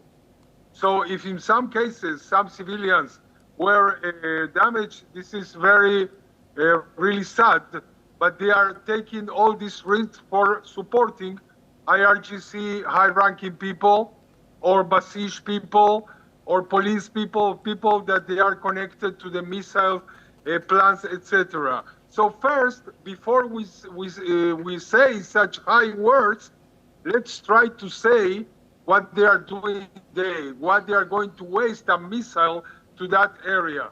The same in Beirut, the same in Iran, the same in a lot of places. Okay, so when you are repeating this, you are maybe repeating an Iranian narrative to try to say, look, we are poor people, they are bombing us. No, they are not poor people, they are not just bombing them, they are bombing them because they are a terrorist regime that must be wiped off the area to bring new, real, democratic Iranians who wants to live in peace. In this case, maybe some civilian was harmed. So I hope this is not going to come back again if it was real for that or it was a mistake. Some days ago, an Israeli civilian was killed by friendly fire, that they unfortunately killed him because they didn't know he's in that area. They didn't point an area in a good way. It happens. It's very sad, but it happens in a war. But to say we are devastating villages and we are not humanitarians, okay, let's maybe find other words to describe what was. Thank you, Matti. Please stay with us as I've just got some breaking news coming in. Israel's Adama plant in the Niyat Havav industrial zone has been hit by either an Iranian missile or debris from a previous strike. The Makhishtim facility, which produces active ingredients and crop protection materials, reported no casualties. Adama, part of the Chinese-owned Syngenta group, said the extent of the damage to the plant is not yet known. The strike comes shortly after other attacks in the same industrial zone, highlighting ongoing tensions and the continued targeting of Israeli infrastructure amid the Iran-Israel conflict. Authorities are monitoring the situation closely to assess safety risks and any potential impact on production. Israeli police prevented the Latin Patriarch of Jerusalem from celebrating Palm Sunday at the Church of Holy Sepulchre, speaking condemnation from France and Italy. French President Emmanuel Macron has called the action unacceptable, stating worship must be guaranteed for all religions. Moreover, Italian Foreign Minister Antonio Tajani has summoned Israel's ambassador to convey Rome's protest. Italian Prime Minister Giorgia Meloni has also said that denying entry to religious leaders is an offence and to all communities that value religious freedom. The Latin Patriarch has said Cardinal Pier Battista Pizzaballa and Friar Francesco Ilipo were stopped while walking to the Holy Sepulchre, marking the first time in centuries that heads of the church were prevented from celebrating Palm Sunday Mass. Meanwhile, Israeli PM Benjamin Netanyahu has said that there was quote-unquote no malicious intent involved in the measures taken against the Latin patriarchs. Israeli police have also cited security risks linked to the US-Israeli war on Iran, saying the old city's complex layout limits emergency response and poses risk to human life. Ukraine's President Volodymyr Zelensky has arrived in Jordan as Kyiv seeks to strengthen defense ties in the Middle East. The visit follows agreements with other Gulf states and focuses on security cooperation, including countering missiles and drone threats. Officials say Zelensky will discuss strategic partnerships, co-production of defense equipment and joint training programs. The tour highlights Ukraine's intent to expand defense collaboration in the region amid ongoing security challenges. We are now being rejoined again by Matti. Thank you, Matti, for joining us back here for this. As we've just heard, Zelensky is visiting Jordan and is coming as broader strikes. Missile strikes are going on in Gulf states. As we know, Iran are not holding back with going for their own energy infrastructure, which is also worsening the global panic of oil and everything. Has Ukraine secured a long-term defense cooperation, particularly on counter-drone and missile systems? What strategic objectives is Kyiv pursuing by deepening these ties with the Middle Eastern governments? Well, you gave the question and you gave also the answer. They are trying to do long-term alliances with countries that they are friendly. They can buy their expertise in against drones and against unmanned devices. And he's trying to be a counterweight also to all the efforts of other countries that they are not succeeding so much, and they are not the US, you know, like Russia and others, that they have losing weight in all these countries. He's now, after 4 years of war against Russia, giving his expertise and doing some money also for his country. He's doing this also with the Gulf countries. He has been in Saudi, he has been in the UAE, and now he's going to Jordan. Jordan is not such an important or big player, but it's very important that he's doing a ring of friends all around the Middle East that can enhance to what he has to offer, and giving him also maybe opening doors for him, not only in this area, but maybe in other areas which are very important in people that have such big investment banks, etc., like Dubai and Saudi and others. So all this tour is very good for him, and trying to give an alternative to, not to the US, of course, but to a lot of countries that they're offering things and trying to attract investments from these rich countries. Not Jordan, of course, but the others. Thank you so much, Matty, for joining us here today on NewsX World. Thank you. That's all we have time for this hour. Keep watching NewsX World for more news updates from around the world.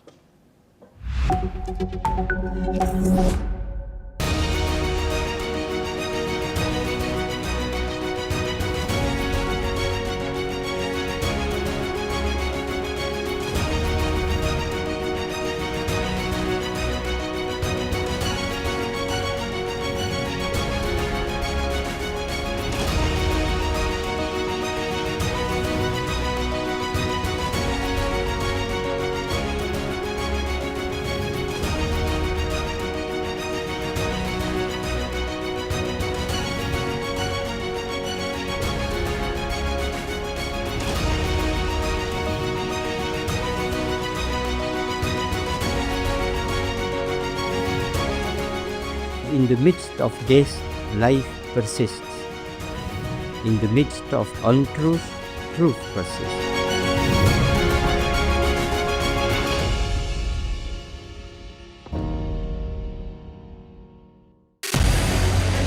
What we can do as the Interparliamentary Union to strengthen democracy, to promote human rights, to ensure that humanitarian law is respected.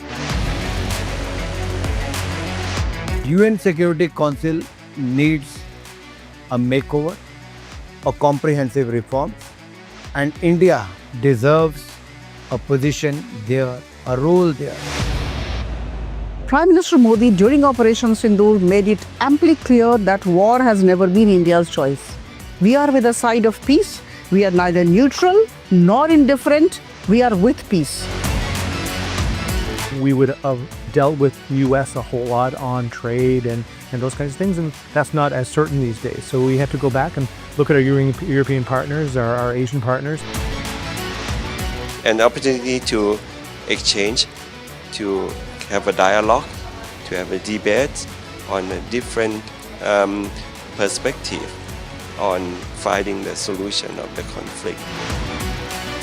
First thing that is important to have a common ground, and that we do have with humanitarian laws and human rights, but also to say, okay, what does it mean for us as a country to act on these laws and how can we work together? When we realize that there's something wrong with democracy, the institutions and policies, values come together and we take stock, and it's possible then to improve and chart a new course for democracy. It's the people's right to self-determination, and if they want to be independent, they should be independent. We will not start a war against Greenland.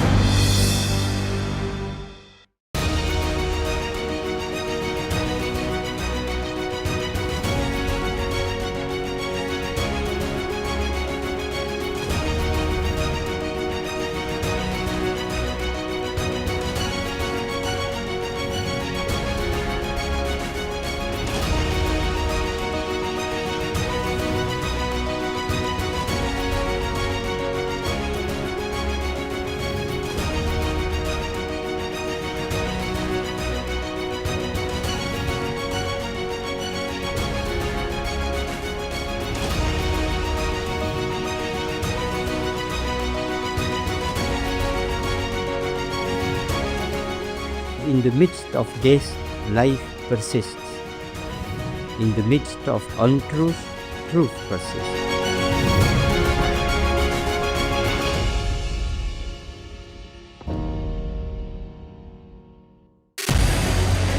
What we can do as the Interparliamentary Union to strengthen democracy, to promote human rights, to ensure that humanitarian law is respected. UN Security Council needs a makeover, a comprehensive reform, and India deserves a position there, a role there. Prime Minister Modi during Operation Sindoor made it amply clear that war has never been India's choice. We are with the side of peace. We are neither neutral nor indifferent. We are with peace. We would have dealt with U.S. a whole lot on trade and those kinds of things, and that's not. Hello and welcome. I'm Ellie Richardson and you are watching the World Report on NewsX World. Let's take a look at some of the headlines of this hour. An Iranian strike on a power station in Kuwait killed one Indian worker and damaged a building at the site, the Gulf state's electricity ministry has said. US President Donald Trump has said that the US-Israel war had achieved regime change in Iran, even as he assured that he would make a deal with the Iranians. The Israeli army has said that it is striking Iranian military infrastructure across the capital. The Israeli forces are currently striking Iranian terror regime military infrastructure across Tehran, it said on Telegram. Indonesia has confirmed that one of its peacekeepers was killed in Lebanon after the UN force said a projectile hit one of its positions and that 3 others were injured by indirect artillery fire.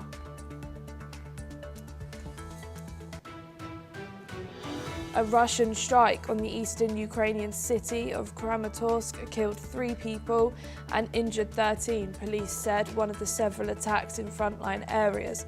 Ukraine's national police said a boy of 13 was among the dead.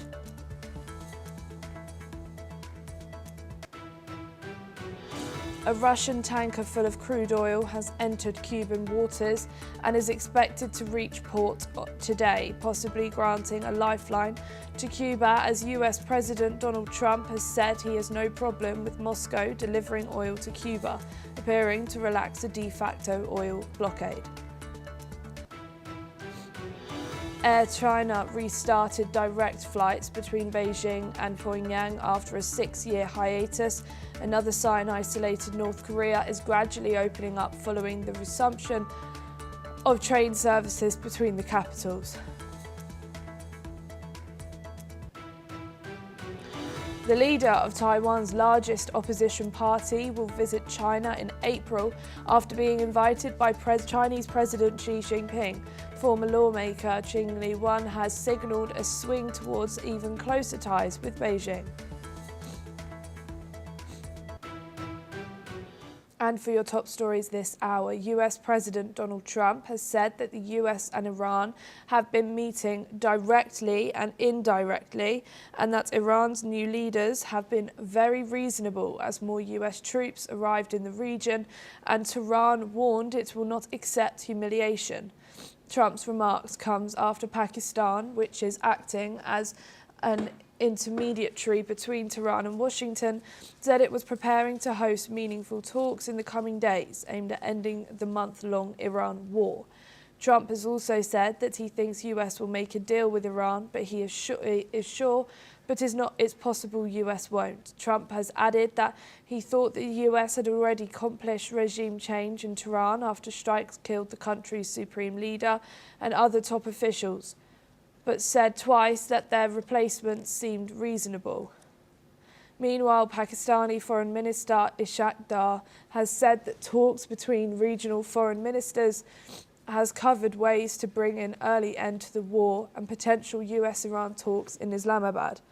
Dar has added that Pakistan will be honoured to host and facilitate meaningful talks between the two sides in coming days for a comprehensive and lasting settlement on the ongoing conflict. However, Iranian Parliament Speaker Mohammad Bakir Kouabaf earlier accused the US of sending messages about possible negotiations while at the same time planning ground troop invasion. Tehran was ready to respond if US soldiers were deployed. We are now being joined by Ambassador KP Fabian, who's a former diplomat joining us from New Delhi. Thank you so much, Ambassador, for joining us here today on NewsX World. As we heard, Trump is saying that he is sure that a deal will be made. But obviously, we're hearing very conflicting statements from Tehran and from Washington regarding this 15-point peace plan, and then Iran rejected it and then sent their own peace plan, and now Trump's saying that negotiations are taking place. How do you think Pakistan is taking this as the want-to-be mediator, and how do you think we're anywhere near a negotiation phase? Good morning. Thank you for a very well formulated question. Now, coming to Pakistan, let us understand that Pakistan is the choice of President Trump. And one of the principal reasons, only one, for President Trump to choose Pakistan is family business. Because President Trump's son and Steve Witkoff's son, these two young men were in Pakistan and they have signed some contracts with the government of Pakistan, cryptocurrency, minerals, and all that. Apart from that, there is a hotel in New York, Hotel Roosevelt, belonging to the government of Pakistan. They bought it some time back, and the day the Board of Peace was formally inaugurated by President Trump in February, the same day, the Pakistan government put out on X a tweet saying that it had signed an agreement with the General Administration Services, GSA, of the US, and it's about revamping the Hotel Roosevelt. Now, that was sort of got done by Witkoff. In other words, President Trump mixes foreign policy decisions and business interests of his family. Now, that said, we should not conclude that, President Trump, America proposed and then Iran accepted as Pakistan as one of the mediators. No. President Trump asked Pakistan and Iran playing the chess game, accepted in the sense that, not tacitly. And of course, there is another aspect, that is Pakistan has a large Shia population. In fact, the largest after Iran. And basically, Pakistan has very cleverly got through to the White House, knowing the strengths and weaknesses of President Trump. Now, coming to the foreign ministers level meetings in Islamabad, we should all welcome it. And Iran is naturally in contact with Pakistan. Pakistan's Prime Minister had a long conversation with the President of Iran, but we do not know how much progress has been made, because contrary to what President Trump has said about direct and indirect talks with Iran, there are no direct talks with Iran. Iran has made it clear, and in this case, I would prefer to believe the Iranians rather than President Trump. Now, one more point before I conclude. We are getting mixed signals from Washington, as you also said. On the one hand, he talks about ground operations. On the other hand, he has told the Financial Times that he wants to get hold of Iranian oil and sell it. And he believes, and he said it, if he gets the Karg Island, then he can get Iranian oil. Now, that's being, to put it mildly, rather naive. That island has the terminals. Now, should, I'm not sure it's going to happen, American forces take over that island, do you think Iran will still pump the oil to the Karg Island? So there is much inconsequential, illogical, solipsistic thinking on the part of President Trump, and he's slightly disconnected with reality. Thank you, Ambassador KP Fabian, but please stay with us as I'll be joining back with you very shortly. Asian markets have opened sharply lower on Monday as investors reached to rising energy prices and escalating tensions in West Asia. Japan's Nikkei 225 fell about 5% to 50,950, while South Korea's Kospi dropped roughly 4% to 5,240. Other regional indices also saw declines, with Hong Kong's Hang Seng down by 1.69%, Taiwan's weighted index of 1.86%, and Singapore's Straits Times slipping 0.26%. Global crude oil prices surged, with Brent crude reaching $115.6 per barrel, raising concerns over inflation and economic stability.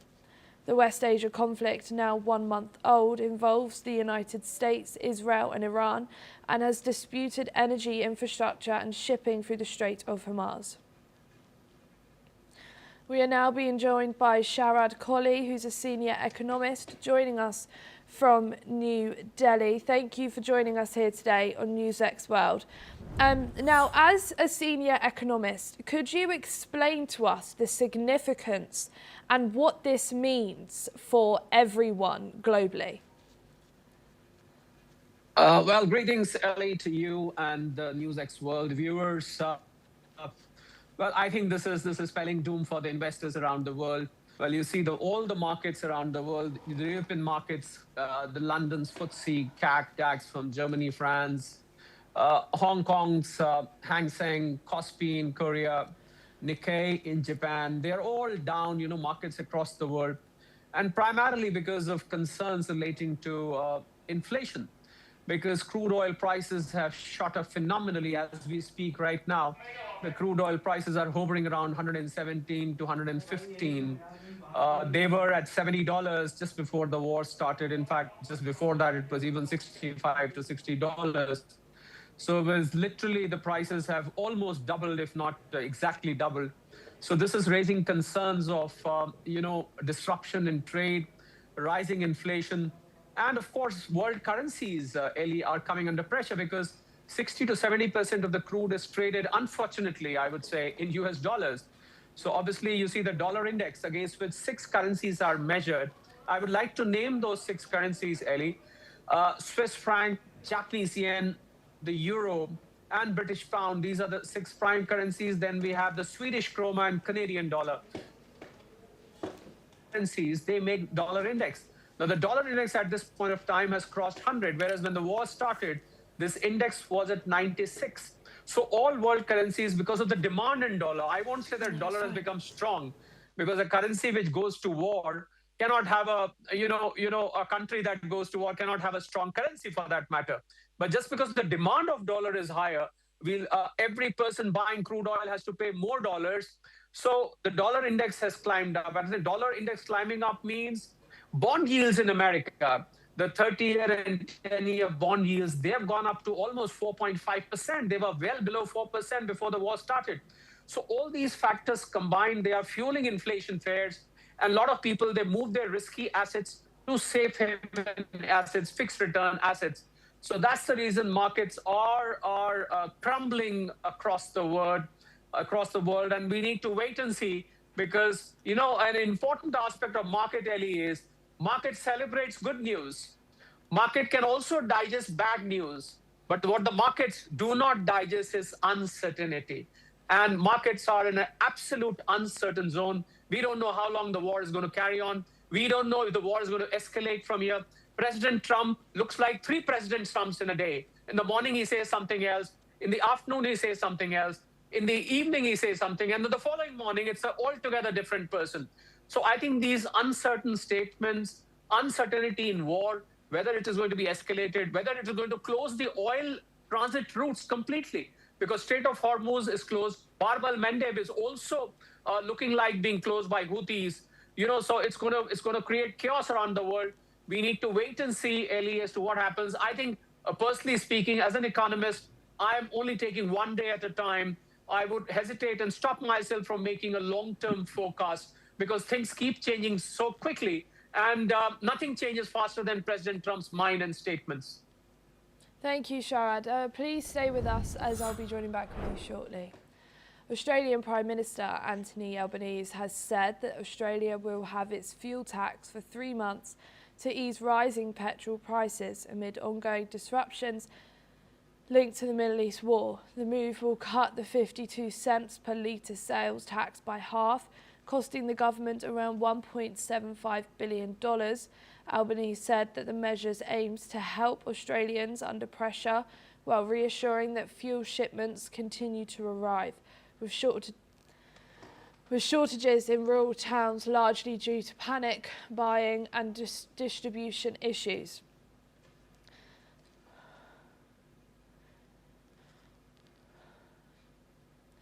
States, including Victoria and Tasmania,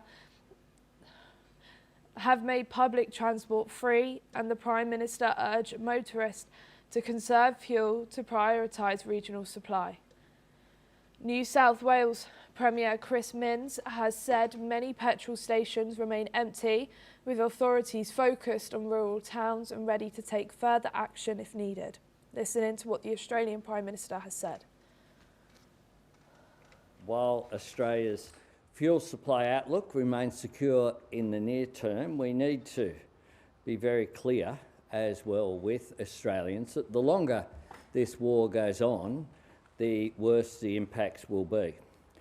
And I and the government understand that people are really worried, but we have a plan to get through this.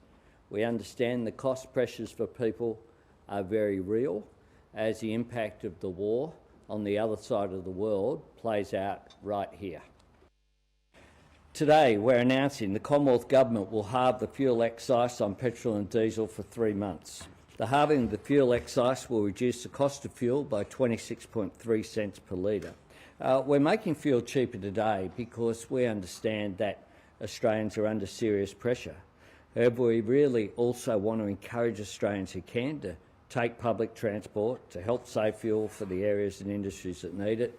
And I note a couple of the jurisdictions have taken action to reduce public transport fares as well. A UN peacekeeper was killed when a projectile struck a UNIFIL position in South Lebanon near Adich al-Qusar region yesterday. Another peacekeeper was critically injured in the attack. Indonesia confirmed that the deceased was one of its citizens and added that 3 others were wounded by indirect artillery fire near the Indonesian contingent. UNIFIL is stationed in southern Lebanon to monitor hostilities along line with Israel. The area has been a flashpoint in clashes between Israeli forces and Iran-backed Hezbollah fighters. UNIFIL has called on all parties to uphold international law and protect peacekeepers and their facilities. Additionally, UN Secretary-General Antonio Guterres has commended the incident, offering condolences to the family and colleagues of the deceased peacekeeper.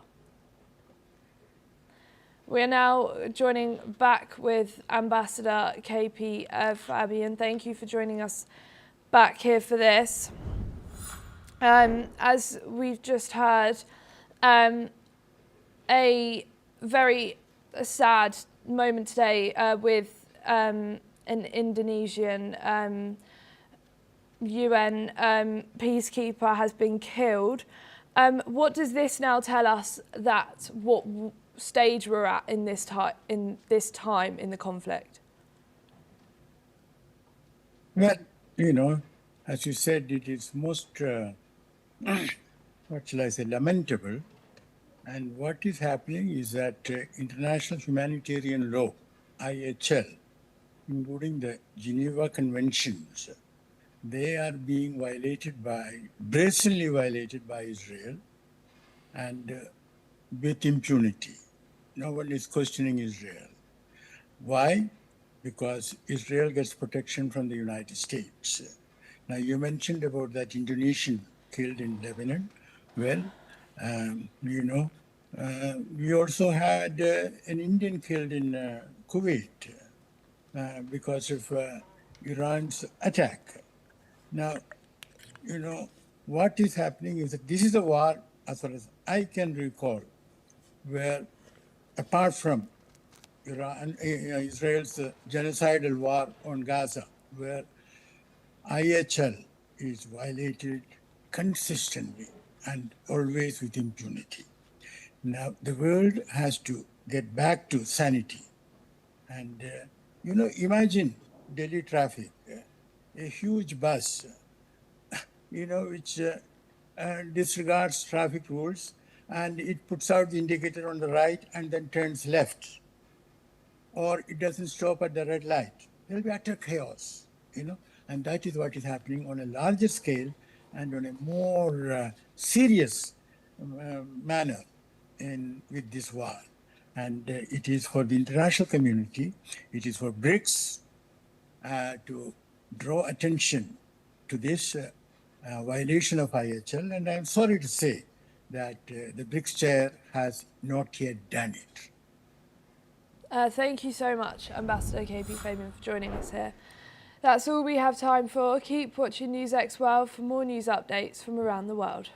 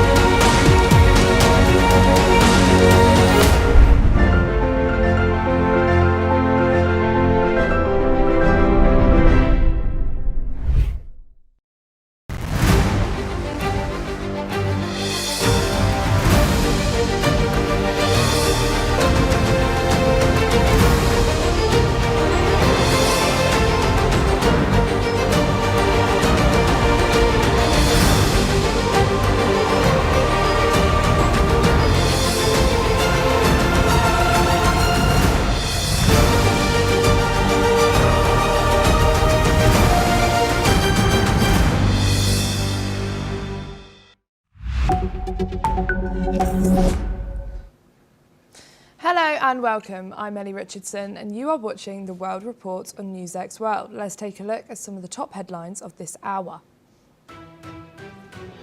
An Iranian strike on a power station in Kuwait killed one Indian worker and damaged a building at the site, the Gulf state's electricity minister said. US President Donald Trump has said that the US-Israel war had achieved regime change in Iran, even as he assured that he would make a deal with the Iranians.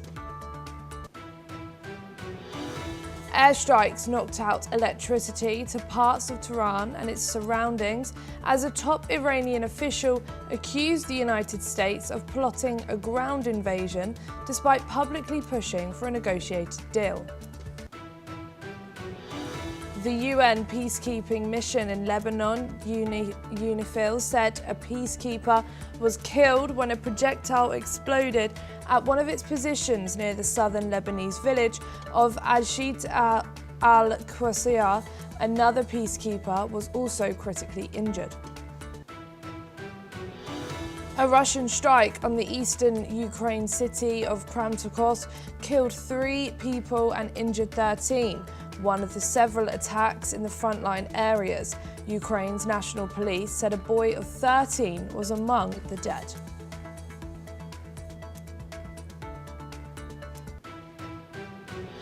A Russian tanker full of crude oil has entered Cuban waters and expected to reach port today. possibly granting a lifeline to Cuba, as US President Donald Trump has said he has no problem with Moscow delivering oil to Cuba, appearing to relax a de facto oil blockade.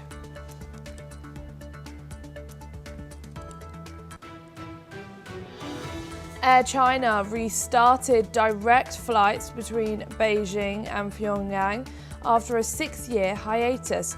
Another sign isolated North Korea is gradually opening up following the resumption of train services between the capitals. Britain's finance minister will urge her G7 counterparts not to pursue unilateral measures such as new trade barriers while the Iran war continues, saying such steps could further threaten energy security. And for your top stories this hour, US President Donald Trump has said that negotiations with Iran are going extremely well. President Trump has also added that Iran has agreed to allow 20 oil tankers to pass through the Strait of Hormuz starting today. Trump notes that this is a significant increase from 10 tankers Iran allowed earlier as a goodwill gesture. Moreover, the president signals that the US could act decisively to block any Iranian move to charge tolls in the strait. He also stresses that Iranian leaders would face severe consequences and even to the extent of a regime change if they refuse to give up nuclear weapons. Additionally, Trump says that the US has many alternatives and does not need to deploy ground troops in Iran. According to him, many long-sought Iranian targets have already been destroyed by US military action in the past few days. Listen now into his statements. I think we'll make a deal with them, pretty sure. Whether it's possible, we won't. But we've had regime change, if you look already, because the one regime was decimated, destroyed, they're all dead. The next regime is mostly dead. And the third regime, we're dealing with different people than anybody's dealt with before. It's a whole different group of people. So I would consider that regime change. So we've had very good negotiations today with Iran, getting a lot of the things that they should have given us a long time ago. We'll see how it works out, but they're very good, moving along very nicely. They've destroyed a lot of additional targets today. The Navy's gone, the Air Force is gone, we know that. But we destroyed many targets today. It was a big day. And we are negotiating with them directly and indirectly. As you know, they've agreed to send 8 boats 2 days ago, and then they added another 2, so it was 10 boats. And now today they gave us as a tribute, I don't know, I can't define it exactly, but they gave us, I think out of a sign of respect, 20 boats of oil, big boats of oil, going through the Hormuz Strait. And that's taking place starting tomorrow morning. In a rather ambitious remark, the US president has also said that he wants to quote-unquote take the oil in Iran if necessary, noting the leverage the US holds in the ongoing West Asia conflict. Trump also expresses confidence that a deal to end the Hormuz Strait standoff could be reached soon, clearing the way for safe passage through the maritime choke point. We are now being joined by Matthew Vadum, who's an American journalist, joining us from Washington, D.C. Thank you so much, Matthew, for joining us here today on NewsX World. Sure. As we just heard, President Donald Trump says Iran has already undergone regime change. Is this do you think, a strategic messaging, psychological warfare, or a redefinition of the regime change itself, as we know that Israel and the US are targeting the big leaders and officers of the country? Well, it sounds like spin by President Trump to me. If he's saying that the regime has changed, which is plainly not true, the same government is still in power in the Islamic Republic of Iran. It is now largely, the country is now largely controlled by the Revolutionary Guard Corps. I think that he was speaking perhaps aspirationally, perhaps imprecisely, saying that, you know, we've done a lot to change the, to make changes to the regime in Iran, but I found it hard to believe that he was saying that we've actually achieved regime change. I don't know why he would say that, because we clearly have not. And you know, it could be the things that you suggested. It could be, you know, psychological warfare, or it could be that Trump is looking for a way to end the war quickly, so he's thinking of declaring victory and going home. So it's a puzzling remark for Trump to make. And with Trump says Iran won't have a country if it pursues nuclear weapons, yet also claims he's pretty sure of a deal. Does this dual messaging strengthen US leverage or risk undermining diplomatic credibility, especially as the world is watching and there's constantly conflicting messages coming from both countries? Well, you know, in the fog of war, it's often difficult to know what's going on, but Donald Trump is not sending out a consistent, clear message, and that may just be part of his personality, or that may be a deliberate U.S. strategy to confuse and intimidate the enemy, the Islamic Republic of Iran. So whether, you know, is it going to affect diplomatic measures? Well, there's not much going on in terms of diplomacy right now. Reportedly, Pakistan is functioning as some sort of an informal intermediary between the United States and Iran. I don't think the U.S. and Iran are talking directly, but I don't know how far, you know, what that is going to accomplish. I don't think that the two sides right now are interested in ending the war. Iran wants to defend its territory, and President Trump has said repeatedly, and so has Secretary of State Marco Rubio, that they want to achieve actual regime change in Iran, which would mean that the Islamists that are currently in power would not be in power. At least that's what I think is commonly understood to mean regime change. So yeah, it's a very confusing state of affairs, and I think it is probably compounded by the fact that President Trump can't help himself, and he keeps talking, and a lot of what he says is unfiltered and is not necessarily well thought out before it escapes his lips. Thank you, Matthew. Please stay with us, as we'll be joining back with you very shortly. Sure. An Indian worker was killed in an Iranian attack on a power and water desalination plant in Kuwait, raising the number of Indian nationals killed in West Asia war to at least 8. Kuwait's Ministry of Electricity and Water has said in a post on X that the strike also damaged a service building at the facility, condemning it as a sinful Iranian aggression against the Gulf state.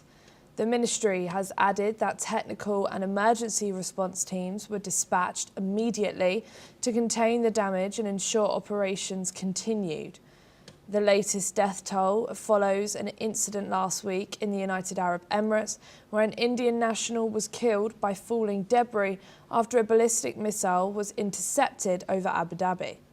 The Indian embassy has said that it was closely working with UAE authorities to provide all possible support and assistance. We are now being joined by Ambassador Mahesh Sachdev, who's a former Indian diplomat, joining us from New Delhi. Thank you so much for joining us here today on NewsX World. As we just heard, extremely sad news that another Indian national has been killed in a strike in the Gulf from this war. Given that a large number of Indian workforce across the Gulf, how is this now a step into escalation into the war now? I think we have become collateral hostages to the situation. There are over 10 million Indians in the Gulf region, most of them in the GCC countries. Kuwait, where this incident took place, alone has about 1 million Indians. Way back in 1990-91, when Saddam Hussein's forces had invaded and occupied Kuwait, I was a desk officer dealing with that crisis in the foreign ministry, and we repatriated something like 172,000 Indians on our own, either directly or through Jordan. And this was very costly enterprise for India, and affected our economy for a long time to come. Now we have 6 times as many Indians in Kuwait itself. So you can imagine what kind of strain would it put if there was to be a panic and a demand for repatriation to India. We hope that the crisis would end soon. So far, Indians have been steadfast in their country of domicile because the war is basically away from them. They are collaterally engaged when the missiles and drones fall, and interceptors pieces fall on the ground. But at a different level, while there is no panic at the moment among Indian community, it remains to be watched carefully in terms of its impact on remittances of sent by Indians. Indians send about $40 billion from the Gulf to India every year.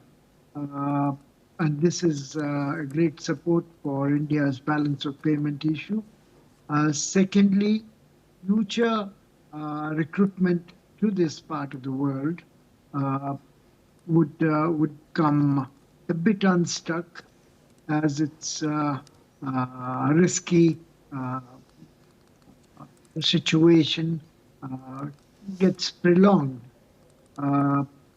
All depends on how the Indians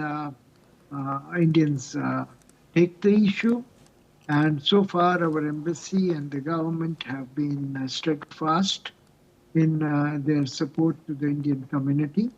Wherever necessary, commercial flights are being organized.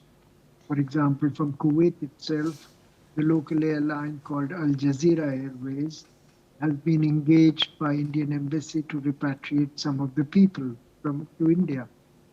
So all told, it's a cautious situation, and we would need to watch it very carefully lest panic sets in and people clamor for repatriation.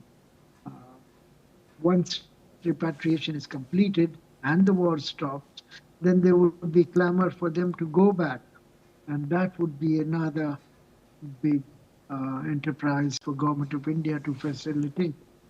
Thank you very much. Thank you, Mahesh. Please stay with us as I'll be joining back with you shortly. Israeli Prime Minister Benjamin Netanyahu has ordered the military to further expand operations in southern Lebanon, citing continued rocket fire by Hezbollah.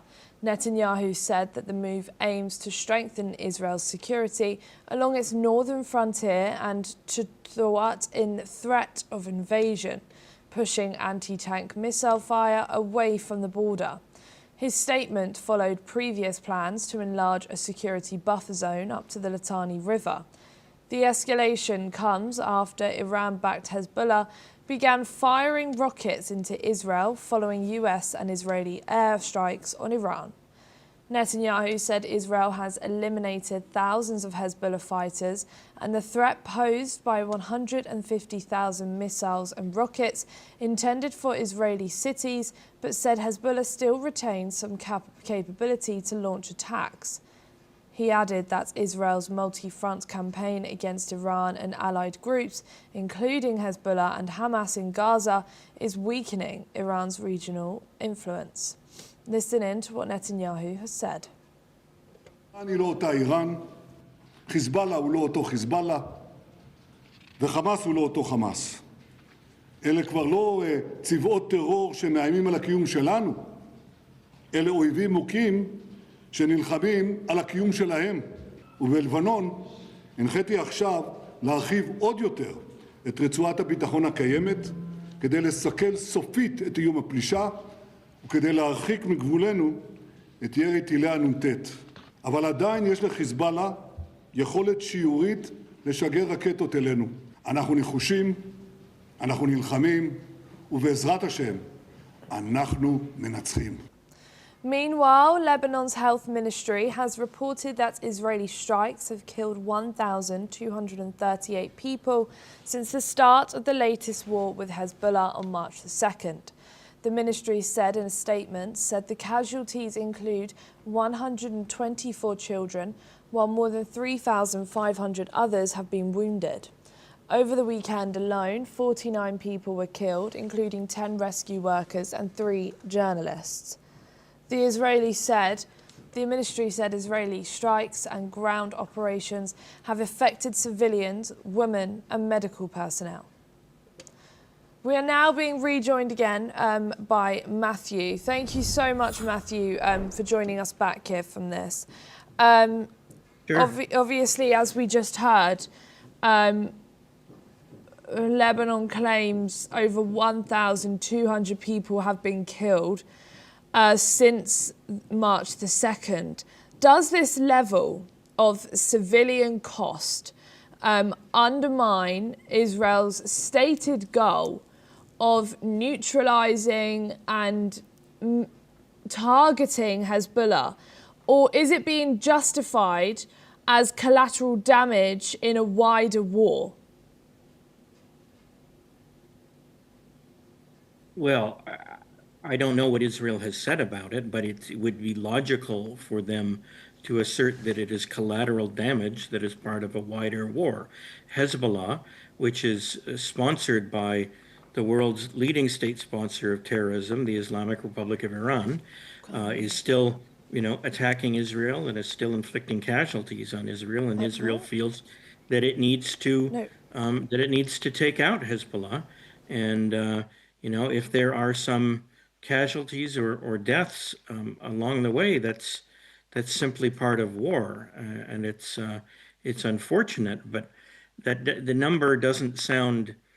The number doesn't sound of casualties doesn't sound out of line with, a major offensive that Israel is taking against hostiles in a neighboring country. The number doesn't surprise me, if that's what you're asking. Thank you so much, Matthew, for joining us here today. It's always a pleasure speaking with you. Thank you.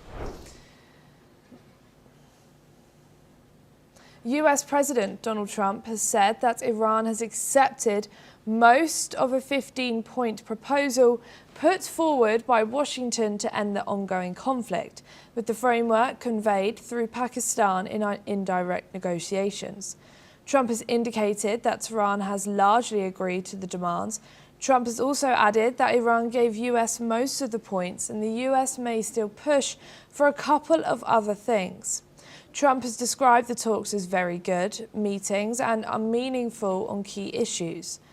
Trump has asserted that Iran had also supplied large quantities of oil as a sign of commitment to the process.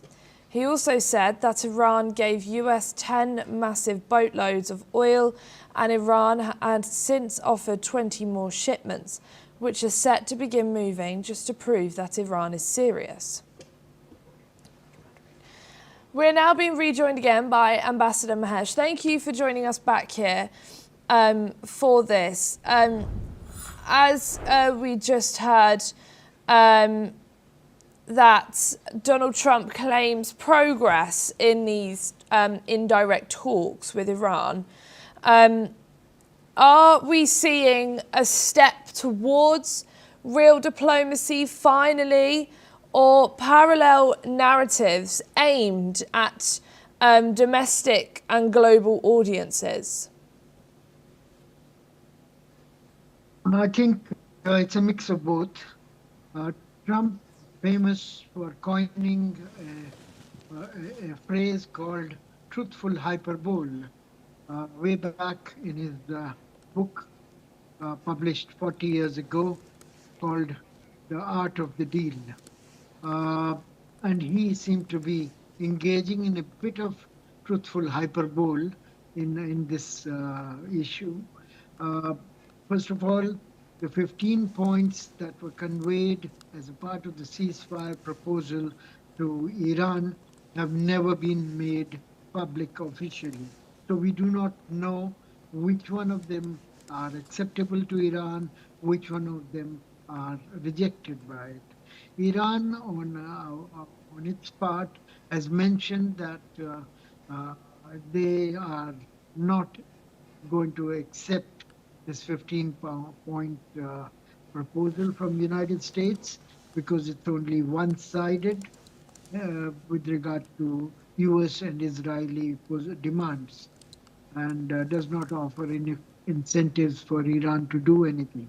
Iran, on its part, has also issued a maximalist 5-point peace plan, which talks about issues such as total sovereignty over Strait of Hormuz, the guarantees that US and Israel will not engage in future wars against Iran, and including the ambit of Hezbollah and Lebanon in any peace negotiations. All that is unlikely to be acceptable to the United States and Israel. So we are in a stalemate situation, and Pakistanis are playing the intermediaries, but mostly have been passing messages from one side to another. United States has prevaricated. It has deployed the Marines and paratroopers in the region, and the deadline of 6th of April, as I understand, is going to end for negotiations. So after that, anything is possible. I should mention here that according to my understanding, US Constitution, while it allows president to wage a war against a foreign enemy, if the war extends beyond 60 days, the president requires congressional approval, without which the operations have to come to an end.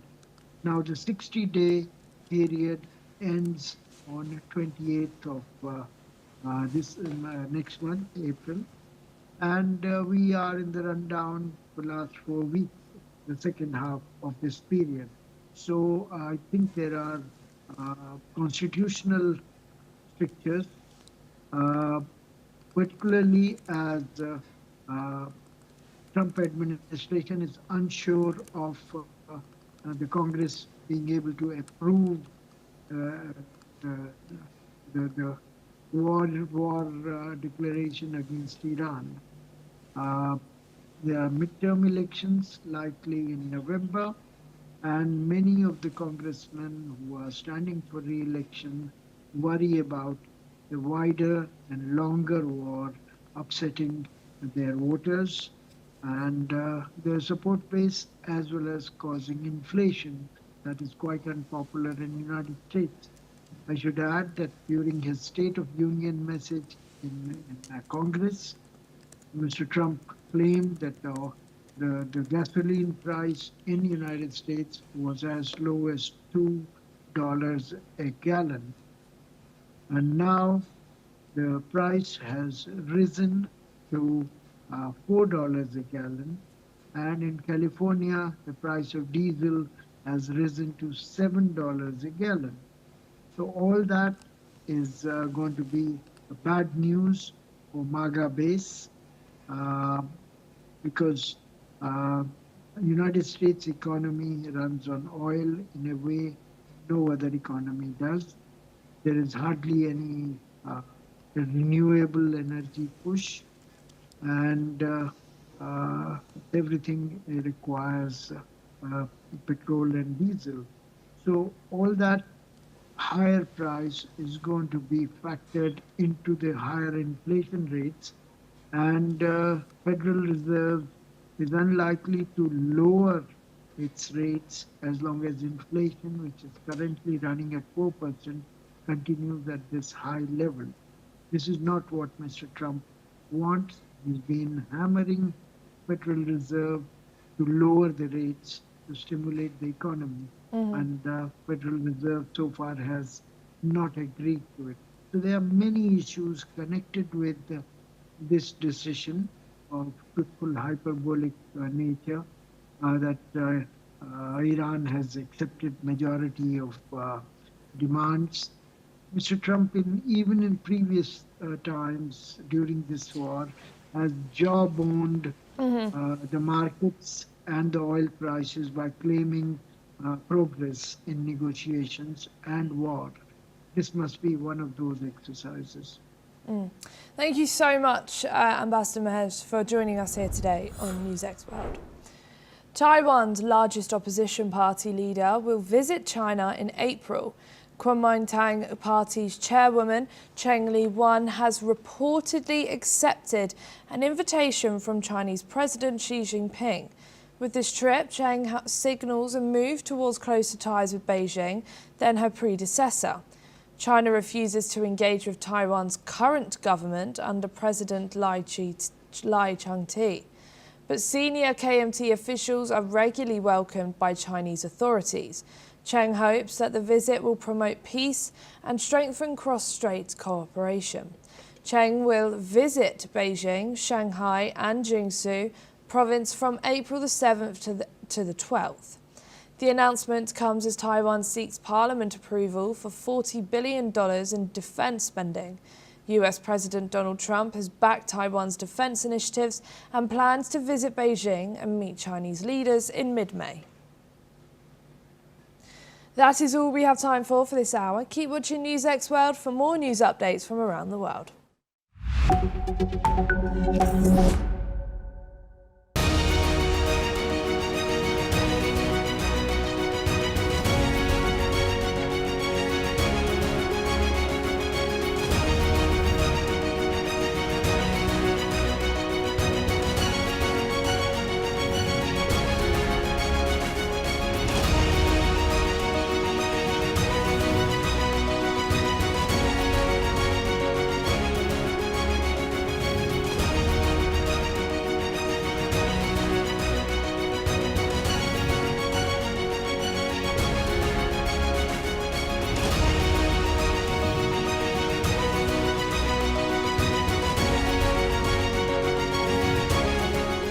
In the midst of death, life persists. In the midst of untruth, truth persists.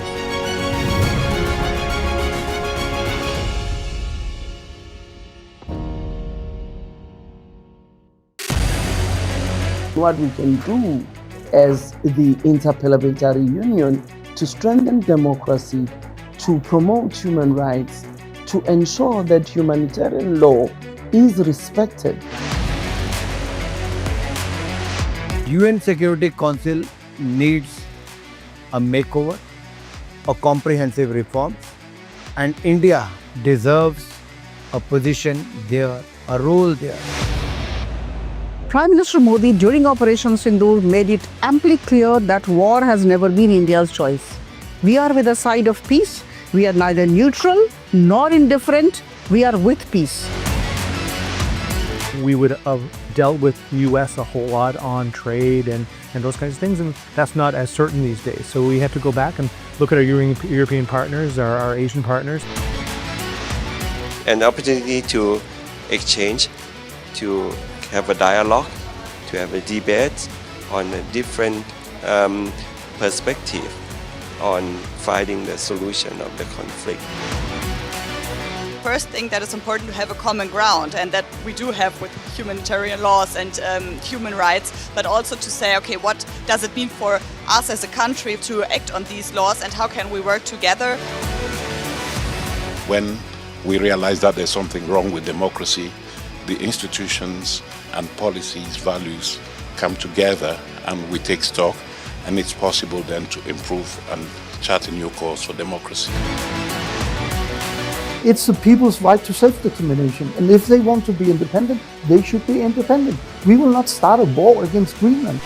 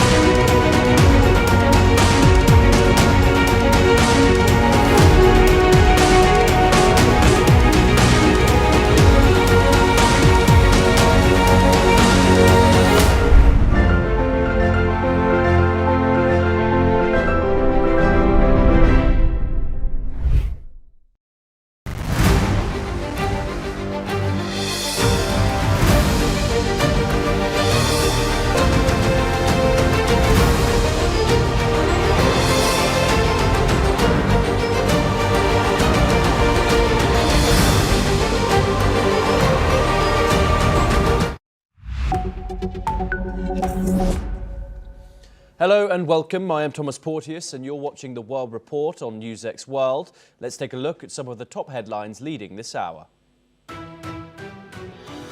President Trump says the US is holding direct and indirect talks with Iran, calling its new leaders very reasonable, even as tensions remain high. The comments come as US troops continue arriving in the region, and Tehran warns it will not accept humiliation. Trump's remarks come as Pakistan prepares to host meaningful talks between the US and Iran in a bid to end the month-long war. Islamabad is positioning itself as a mediator, though it remains unclear if both sides will participate.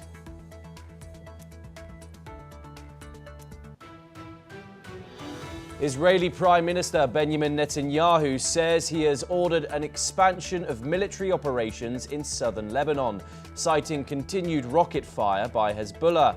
Israel had already announced plans to extend a buffer zone towards the Litani River, aimed at pushing threats further from its border.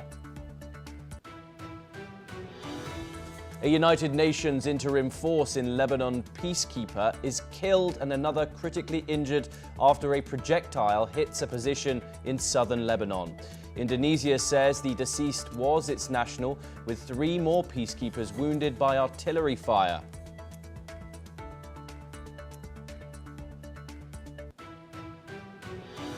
Britain's Finance Minister Rachel Reeves urges G7 countries not to impose new trade barriers during the Iran war, warning it could threaten energy security.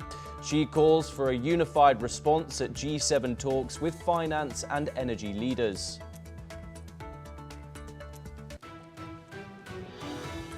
US President Donald Trump signals a reversal on blocking oil shipments to Cuba, saying he has no problem with crude deliveries as a Russian oil tanker approaches. The sanctioned vessel is set to reach port with a crucial shipment, offering relief to Cuba's strained economy. China imposes sanctions on Japanese lawmaker over alleged ties to Taiwan independence, barring his entry and freezing assets. Beijing says the move comes amid escalating tensions over Taiwan.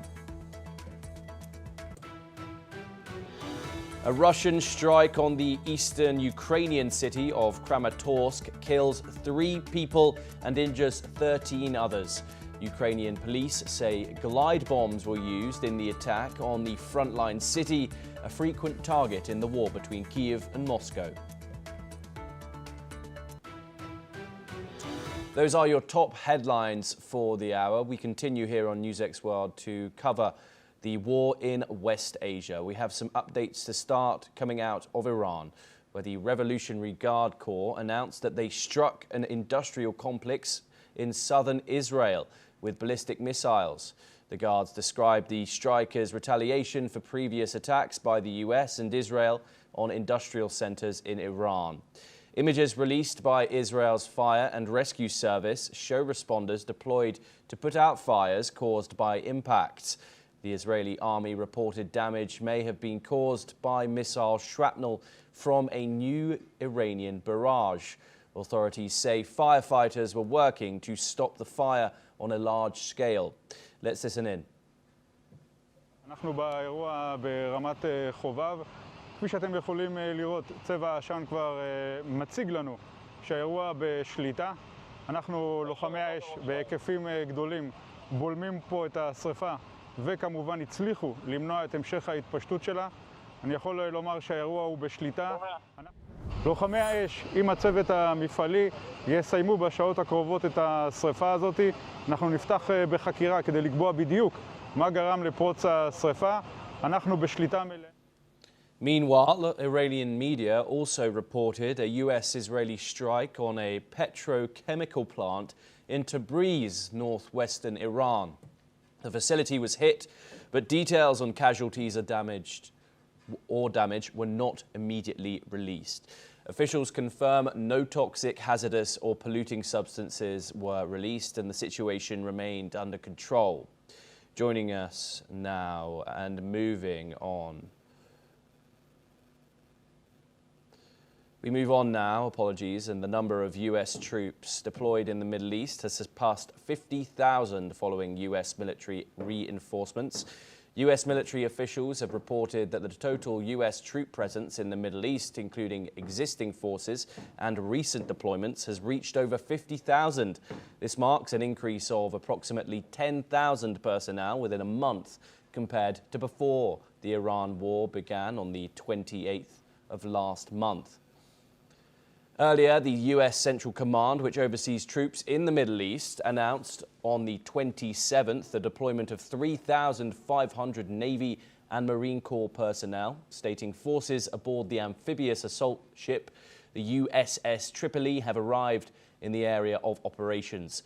Last week, the US Department of Defense also dispatched 2,000 elite soldiers from the 82nd Airborne Division to the region. Joining us now is Lieutenant Colonel Himanshi Singh, a Defence and International Relations Analyst. She joins us live from New Delhi. Thank you very much for joining us, ma'am. Pleasure to speak to you. A ground offensive, a US ground offensive, whether that be on the mainland of Iran or may that be on Karg Island, the island which has been hugely reported as the site for a next US occupation.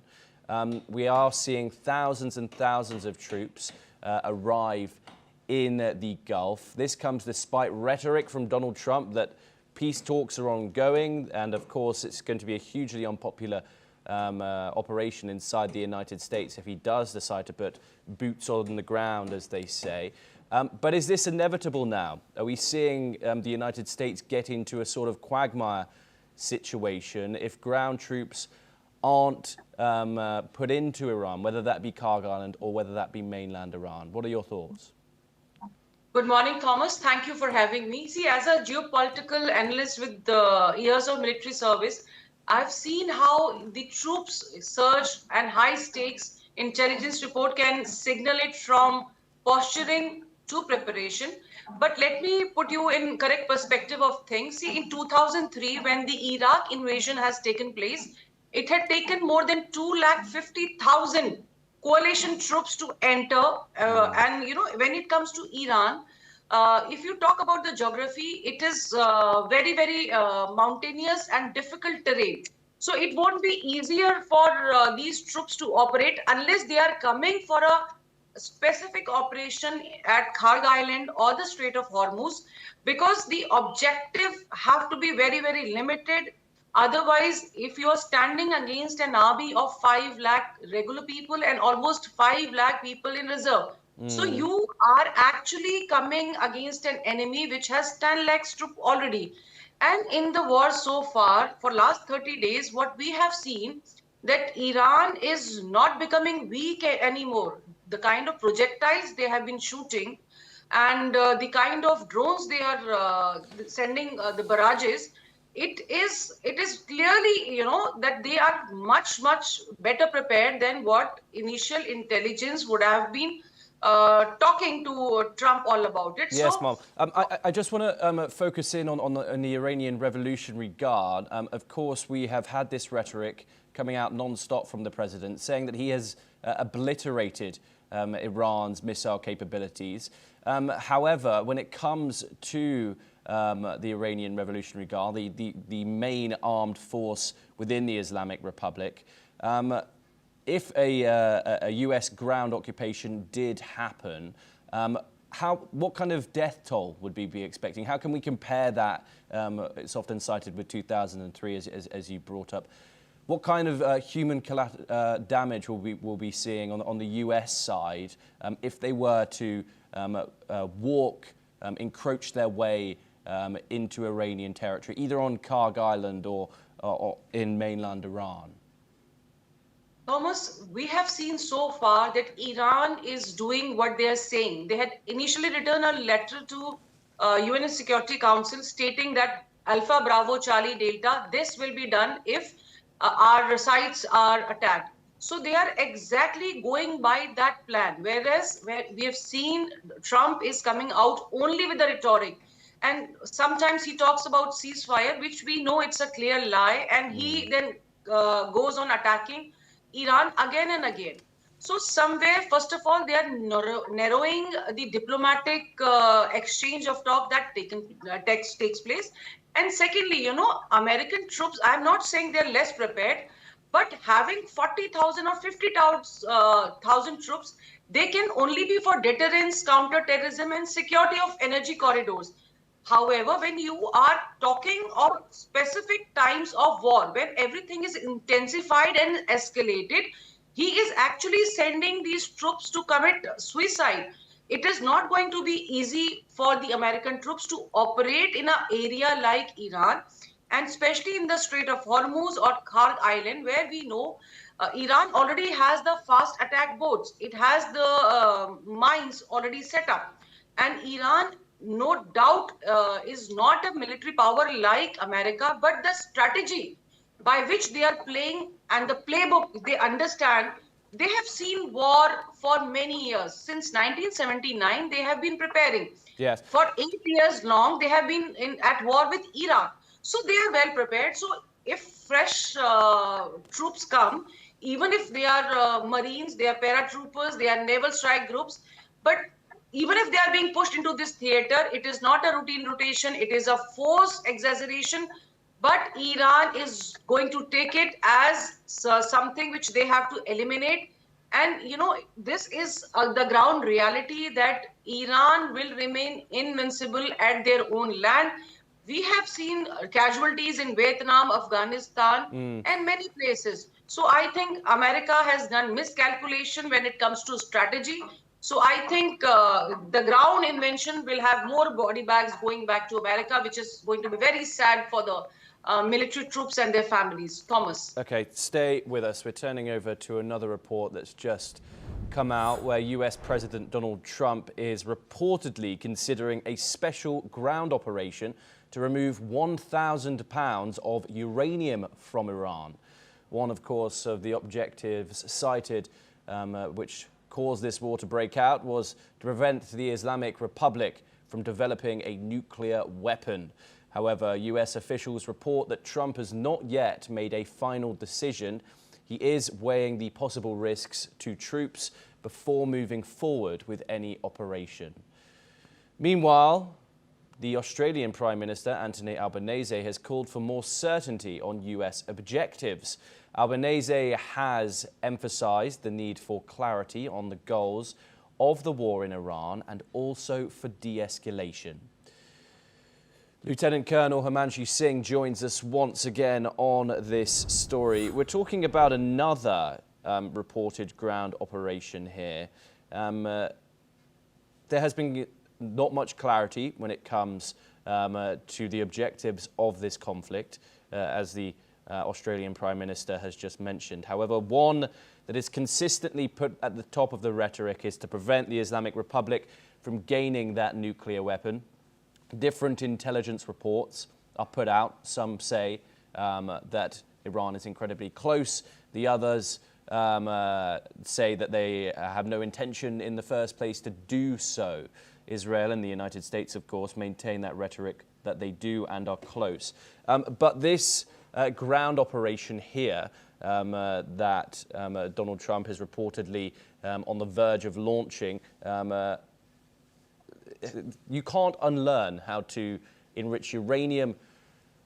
I'm going to cite Matt Gaetz here, who is not someone I cite very often, but he spoke at the CPAC convention and said that it's likely that the United States with this operation is going to create more terrorists than kill. A ground operation in Iran, seizing uranium, how effective would that be, both short-term and long-term? We don't even know much about the amount of uranium inside Iran due to the fact that the Iranian government has now decoupled with the IAEA. What were your thoughts on this? Thomas, see, uranium is always stored in extremely hardened, secure, and dispersed and heavily guarded sites. So first of all, does America have that kind of intel that where this 450 kgs of uranium is lying in Iran? Because earlier, as we were discussing, as per Donald Trump, he said he has obliterated the uranium plants. He has obliterated the everything that Iran has. But why now is he talking about getting this 1,000 pounds of uranium from Iran? So first of all, there is no clarity. Secondly, see, it's a very high risk and high reward scenario. If in case the world of counter proliferation, where the Trump is mulling to have this ground operation, first of all, they must know where this uranium is stored. Otherwise, as I brought out earlier, it cannot be taken out by just airstrike. You have to put your boots on ground. Secondly, if in case we do such kind of operation in a sovereign country like Iran, it is going to be very, very dangerous. Secondly, how are you going to take it back from there? You need specialized extraction and specialized transportation. So it's not like coming and just airlifting something. You have to have very specific scientists handling this uranium. Otherwise, there'll be a risk of leakage and radioactivity. But see, what Trump is trying to do is sending out a very loud political message. Otherwise, I don't see anything which is possible as of now, because you have to have specific intelligence, you have to have rapid extraction. So are you prepared? Are you prepared to do that kind of thing in Iran? So it is a direct breach of national integrity of a country if you do so. Secondly, so far, Iran has been saying that it has enriched uranium for peaceful purposes. Over to you. Lieutenant Colonel Singh, thank you so much for joining us. Great pleasure to speak to you as always. We're continuing our coverage with further updates coming out of Iran now, and Iran's new supreme leader, Mojtaba Khamenei, has in a written message thanked the people of Iraq for their support in the war against the United States and Israel. Mojtaba Khamenei has still yet to appear in public after being named and has only a handful of written statements. However, his failure to appear in person has led to intense speculation over his condition and whereabouts. But as per reports, he is recovering from wounds sustained in an airstrike. Khomeini has expressed that his appreciation to the supreme religious authority and the people of Iraq for their clear stance against aggression against Iran and their support for Iran. According to reports, the message was delivered following a meeting between the Islamic Supreme Council of Iraq. Joining us now to discuss this update is Dr. Satoru Nagao. He's a fellow at the Hudson Institute. He joins us live from Tokyo. Dr. Nagao, always a pleasure. The new supreme leader, the Mojtaba Khomeini, he has been the subject of wide speculation over his condition. We do know that he was in an airstrike. We however, have not seen him since the appointment of him after the death of his father. These written statements, what are the effectiveness of them? And also, of course, his country is now a country at war.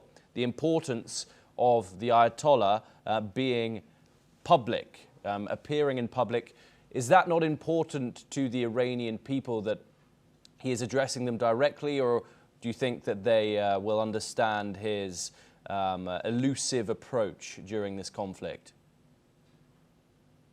You are right. People want to see him. That is true, I think. But at the same time, there is a possibility. There are the three reasons he cannot show his presence.